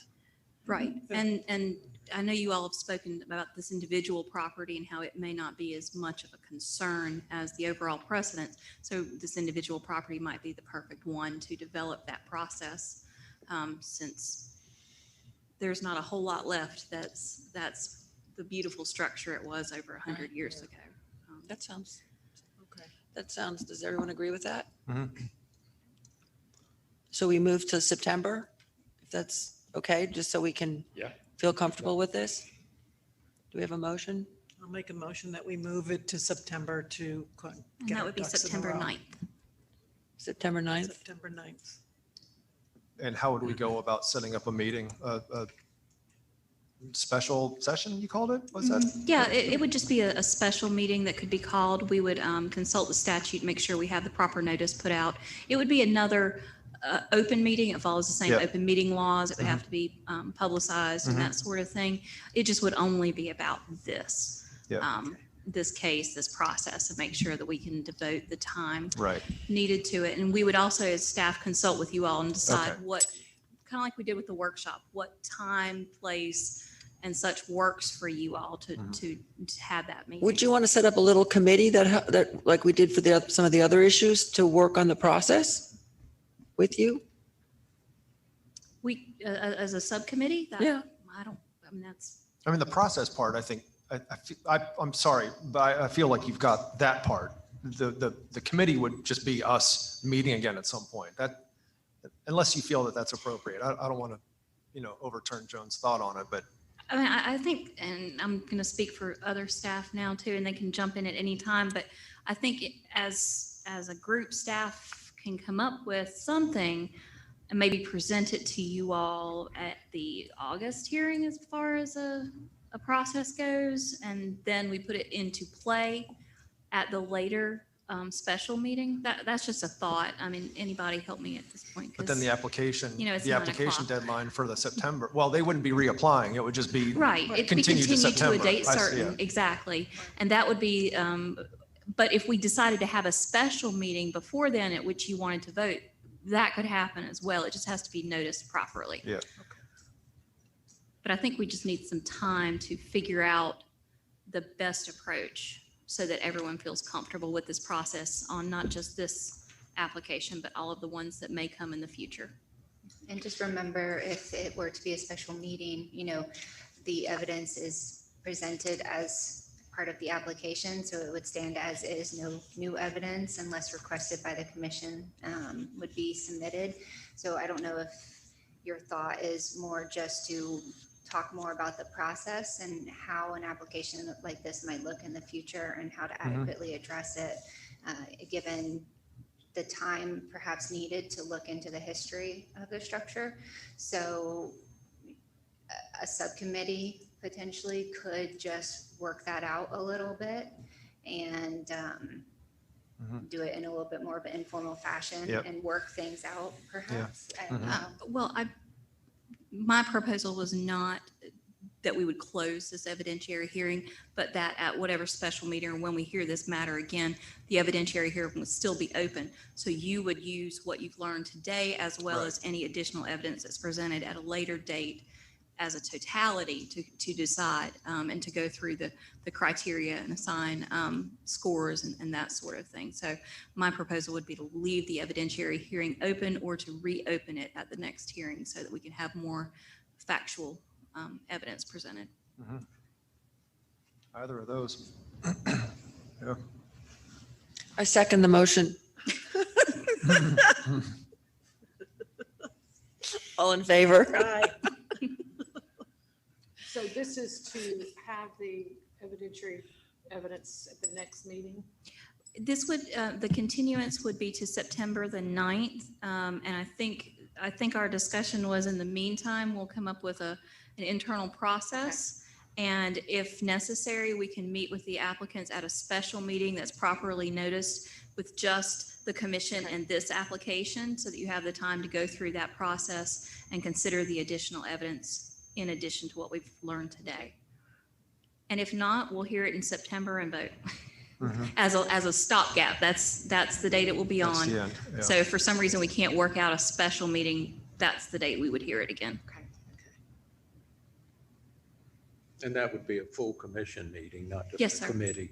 Yes, sir. No, I think that would be the everybody full needs to be commission. a part of Mhm. that. And it's such an unusual process that we very seldom go through. I don't think I've ever gone through it, that it's probably worth the whole commission being a Yeah. part of the Well, I was decision-making. surprised to see that in some of the language of procedures or what have you, that the chair can request, a meeting with the, and, obviously if it has to be advertised, but Yes. a called meeting can occur outside of a Yes. monthly meeting. Okay, item 9. Did we have a vote? I'm sorry, I know you seconded. We Did voted. have a vote? Oh, did you? Didn't we vote? Seconded the motion, but then. Oh, all in favor? Aye. Opposed? I'd like to thank the applicant also for working with the commission here and trying to come up with a good process for future issues. I know it's probably more difficult or frustrating for you, but thanks very much for working with us and your understanding of the process. Yeah, I appreciate that. Right decision. happens when you're the first one with a new idea. Thank you. Okay.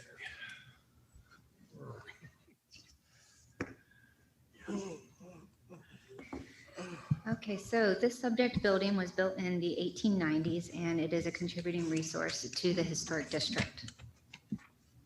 Property is located at 505 Ann Street and is within the historic district residential. In this district, alterations to all facades of a building and site are subject to design review, regardless of whether they can be seen from the public right-of-way. The application before you today is to enclose the second-story porch on the rear elevation of the house. On the right is a photo submitted by the applicant showing the area to be enclosed. The applicant proposes to enclose 95 square feet of space on the rear second-story porch, measuring 14 feet by 14 feet 6 inches wide by 6 feet 3 inches deep and 11 feet 6 inches tall. The applicant proposes to match the existing house siding with 1x6 pine and a 4.5-inch reveal. The corner boards would be wood, 1x4 to match the existing on the house. All colors are also proposed to match the house. The applicant is proposing to install 2 Anderson 400 series Woodwright 1/1 windows. The Anderson Indoors website states that Woodwright windows are protected by a Fibrex composite exterior. Fibrex is a blend of wood fibers and thermoplastic polymer. Vinyl windows are a synthetic polymer. Because the design standards state that vinyl clad windows are inappropriate and because Fibrex contains a similar polymer, it is believed that the proposed material would be inappropriate in relation to the language in the design standards. Therefore, a condition has been proposed that the windows be made of wood. The design standards state that rear and side porches may be converted to sunrooms if the new design is compatible with the architectural style of the house. And with that, we would like to enter the staff report in its entirety into the record for tonight's proceedings. Does anybody have any questions for staff? No? Okay, then is the applicant present?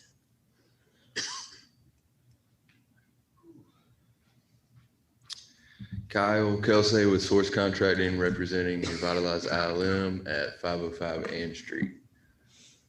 Do you What a have, night. do you have anything you want to add to what staff presented?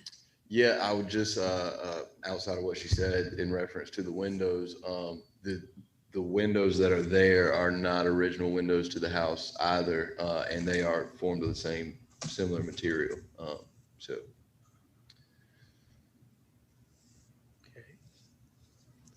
Anybody have any questions? Am I to understand you're revitalizing this entire house? Yes, sir. Okay, because it's about demolition by neglect stage here. Yeah, Okay. thank goodness All right, so something's you're getting done with redoing it. the house and this is just an addition. We're redoing the whole house. Do a good All, job. sir. I said, do a good job. It's got a mess back there. Oh, yeah, it is quite a mess. Yep. But most of the work is happening interior. This is the major exterior alteration that we're making to the house. So. And is that door to stay? The back door? Yes, sir. No, sir. Is that another application? I mean, it looks like the same door in the upper drawing. It's all changed and closed and the door is the same. Yes, sir. Tyler with Source Contracting representing Revitalize ILM. The door, Kyle misspoke. I'm sorry about that. The door is actually you're talking about the first floor door? The one that is shown right here on the lower level. Yes, sir. Yeah, that door we're not doing anything with that door. It's a wooden door. We're probably gonna have to take the door off. There's a lot of wood rot around the door jambs. So there'll be a bunch of carpentry work, et cetera. But that door's staying. That's not an original door. No, sir. No, sir. It certainly doesn't seem congruent with the house either. I'm not sure if that's a bypass item for a door or if it's not.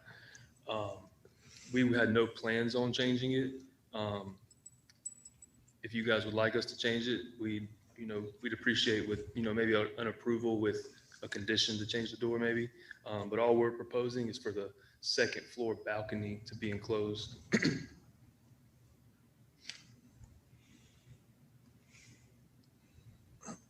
I think if you guys can use a window by Dallas Millwork, they make one with Akoya wood. Pella makes a wood window. Marvin makes a wood Yep. window, and they're all quality windows. Yes, sir. Yeah, we've used Pella wood windows before. Yeah.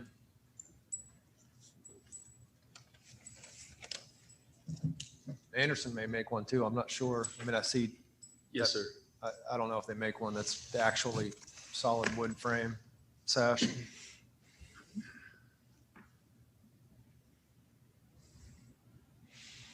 Any other questions? Thank you. Thank you. Now the public hearing part, is there anyone who wants to speak? Okay, open up deliberations. Any comments?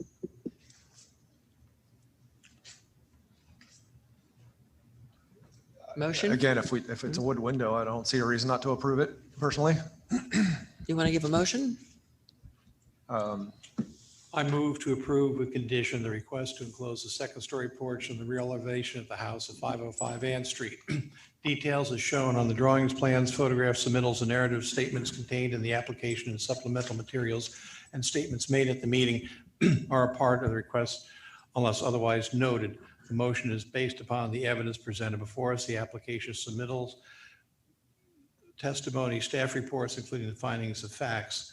The following conditions shall be applied to ensure compliance with the design standards so set forth in staff report 1 to 5, and the windows shall be wood, not No, it's in there. Oh, sorry, there's only 4 conditions, and the first one is that the window shall be Okay, lit. okay, thank you. Thank you. The proposed request with conditions does comply with the Wilmington Design Standards for Historic Districts and Landmarks, is compatible with the materials, features, design, context, and character of the historic building and the historic district in which it is located, and is congruous with the site, streetscape, and historic aspects of the historic district residential as a whole. Applicable design standards, 1.6 Secretary of the Interior Standards, standards 2 and 9, 3.2 Windows and Doors, standard 5, 3.6 Porches and Entrances, standard 1, 5, and 7. Anyone want a second? All in favor? Aye. Opposed? Motion carries unanimously. Thank you.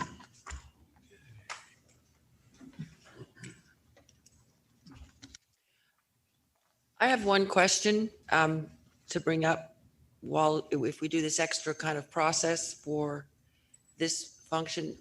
The workshop we were supposed to have 1 or 2 years ago about congruity. Can we address that at some point and start doing that where remember we were dealing with within a district we can go define better what congruity means by block, or what can define it further, not just that if it's in the district, but it's in your block. Remember we were talking about that? It was way before COVID.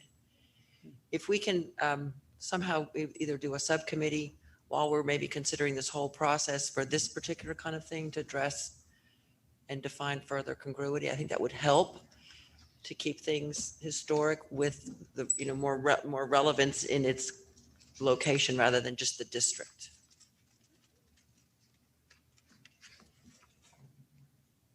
And that was something we remember, it was from fall 2 years ago.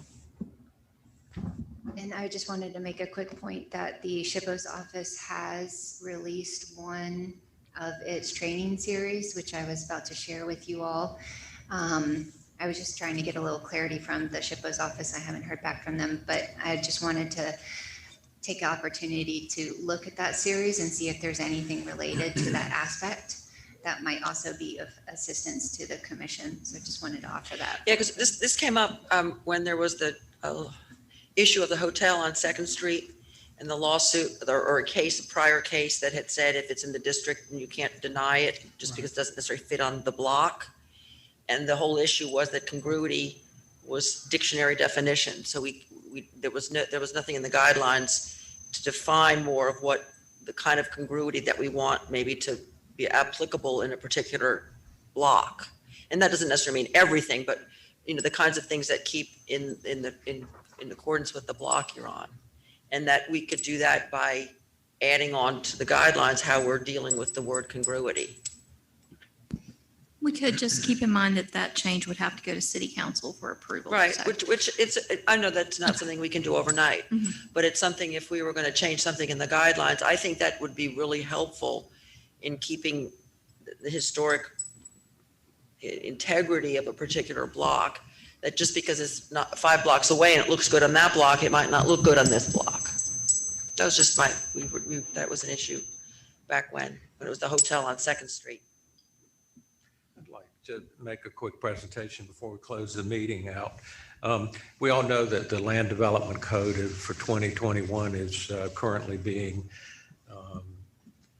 finalized. It's been presented to council. There was a public hearing and there'll be another one in July. My concern is that the stay of demolition is going to be done away with outside of the HD. Which means that significant structures will be at risk. I spoke as a citizen in the public forum and asked for a second look at this. I actually reached out to SHPO and asked specifically about, was there any language that may be used to protect our structures until there's some legislative action could be taken, which is at best probably 1.5 to 2 year process. That if this is language, it remains in the new document, that our structures will be unprotected. And they sent back a long paragraph and suggested that that this protection, and I won't read it now, but I reached out further and proposed a written to Christine and to Glenn Harback. And this was his reply to me, which the commission can and should do if it's the will of the commission to look favorably upon worthy structures and buildings outside of the HD. It would be for the commission to pass a resolution in support of legislative action at the state level. You, meaning Michael, could bring a draft resolution forward to the full commission for their endorsement. And that would get the ball rolling for the city's legislative liaison to start the work to get this. I was only hoping that there might be some language in the new land development code that would buy us some time until such legislative action took place.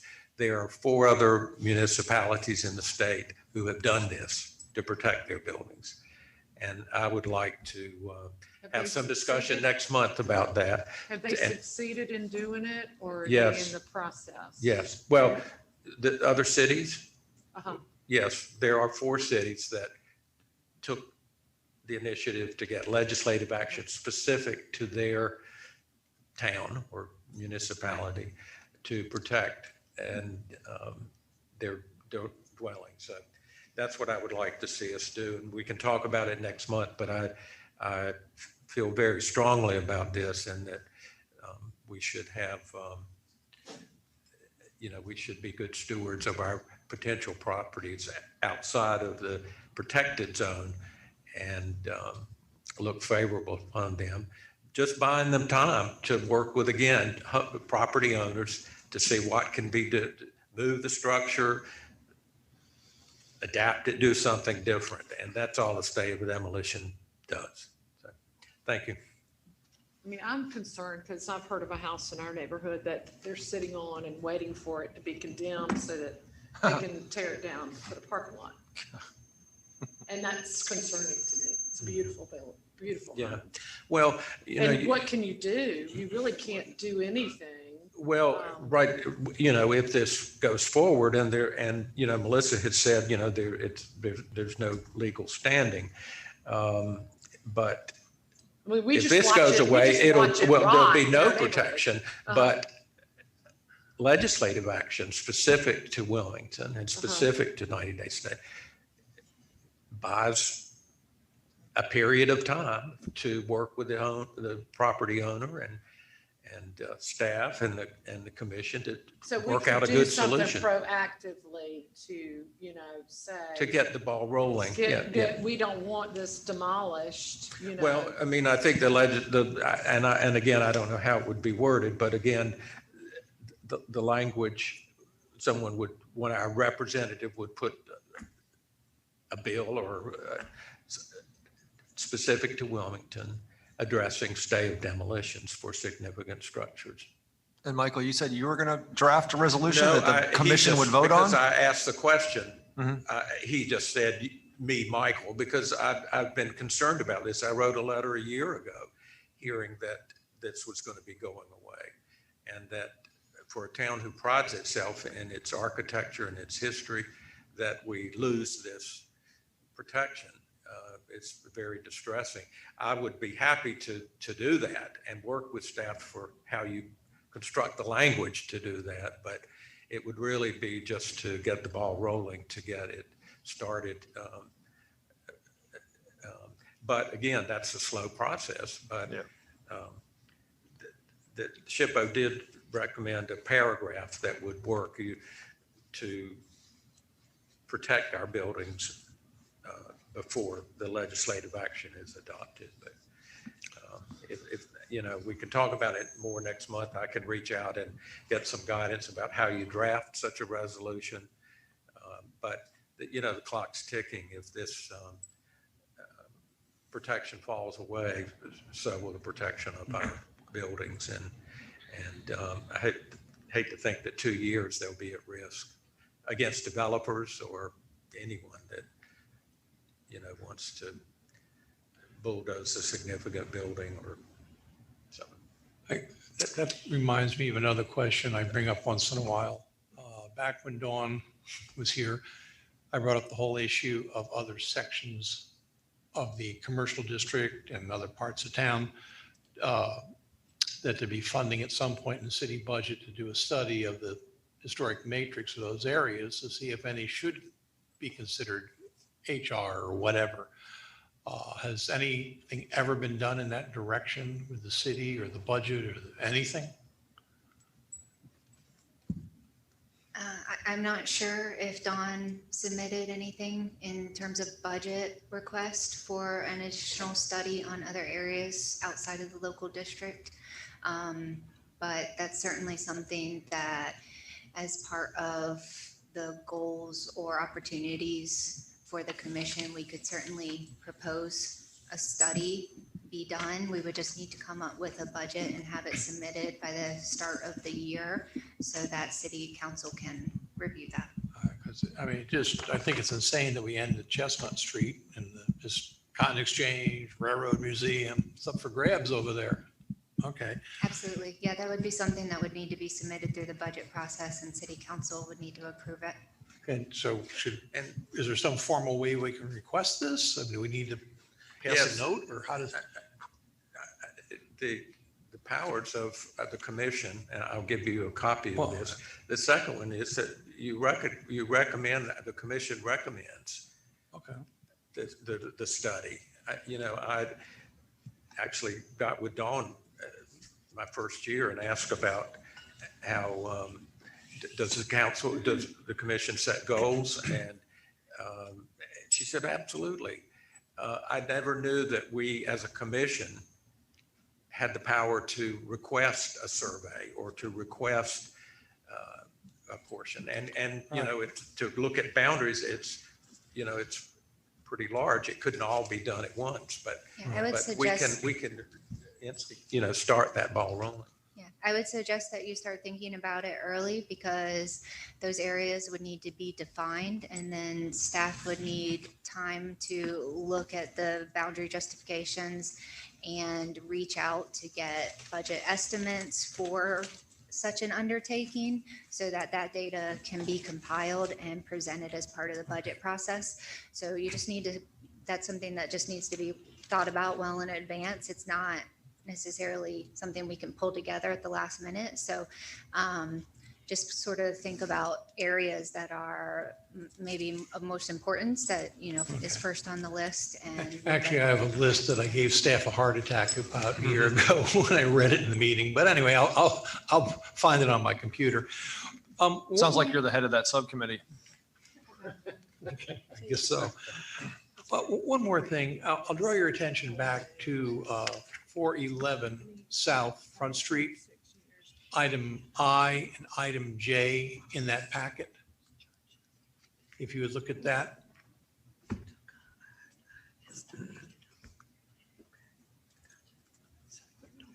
That's the pergola, the gazebo in the back, and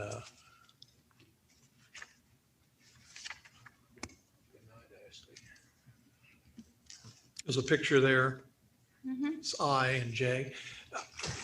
I would request that maybe Cynthia Rouse takes a look at the two homes that are quite obvious in the picture over the fence as DBN. I mean, something is going on over there.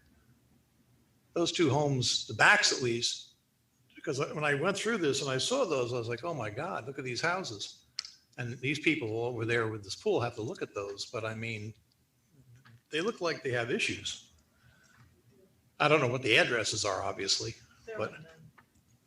Yeah, the Keenan house is under renovation now. Oh, are they under renovation? And there are two dead trees behind them. They go down and take. Okay, but somebody's doing something about this then, because from the picture I couldn't tell. Okay, that's fine, because I was kind of like, when I saw that in the picture, I was like, oh my God. Okay, all right, well. So a motion to adjourn the meeting? No, adjourn the meeting. I make a motion. I second it. I make a motion. Anybody opposed? Aye.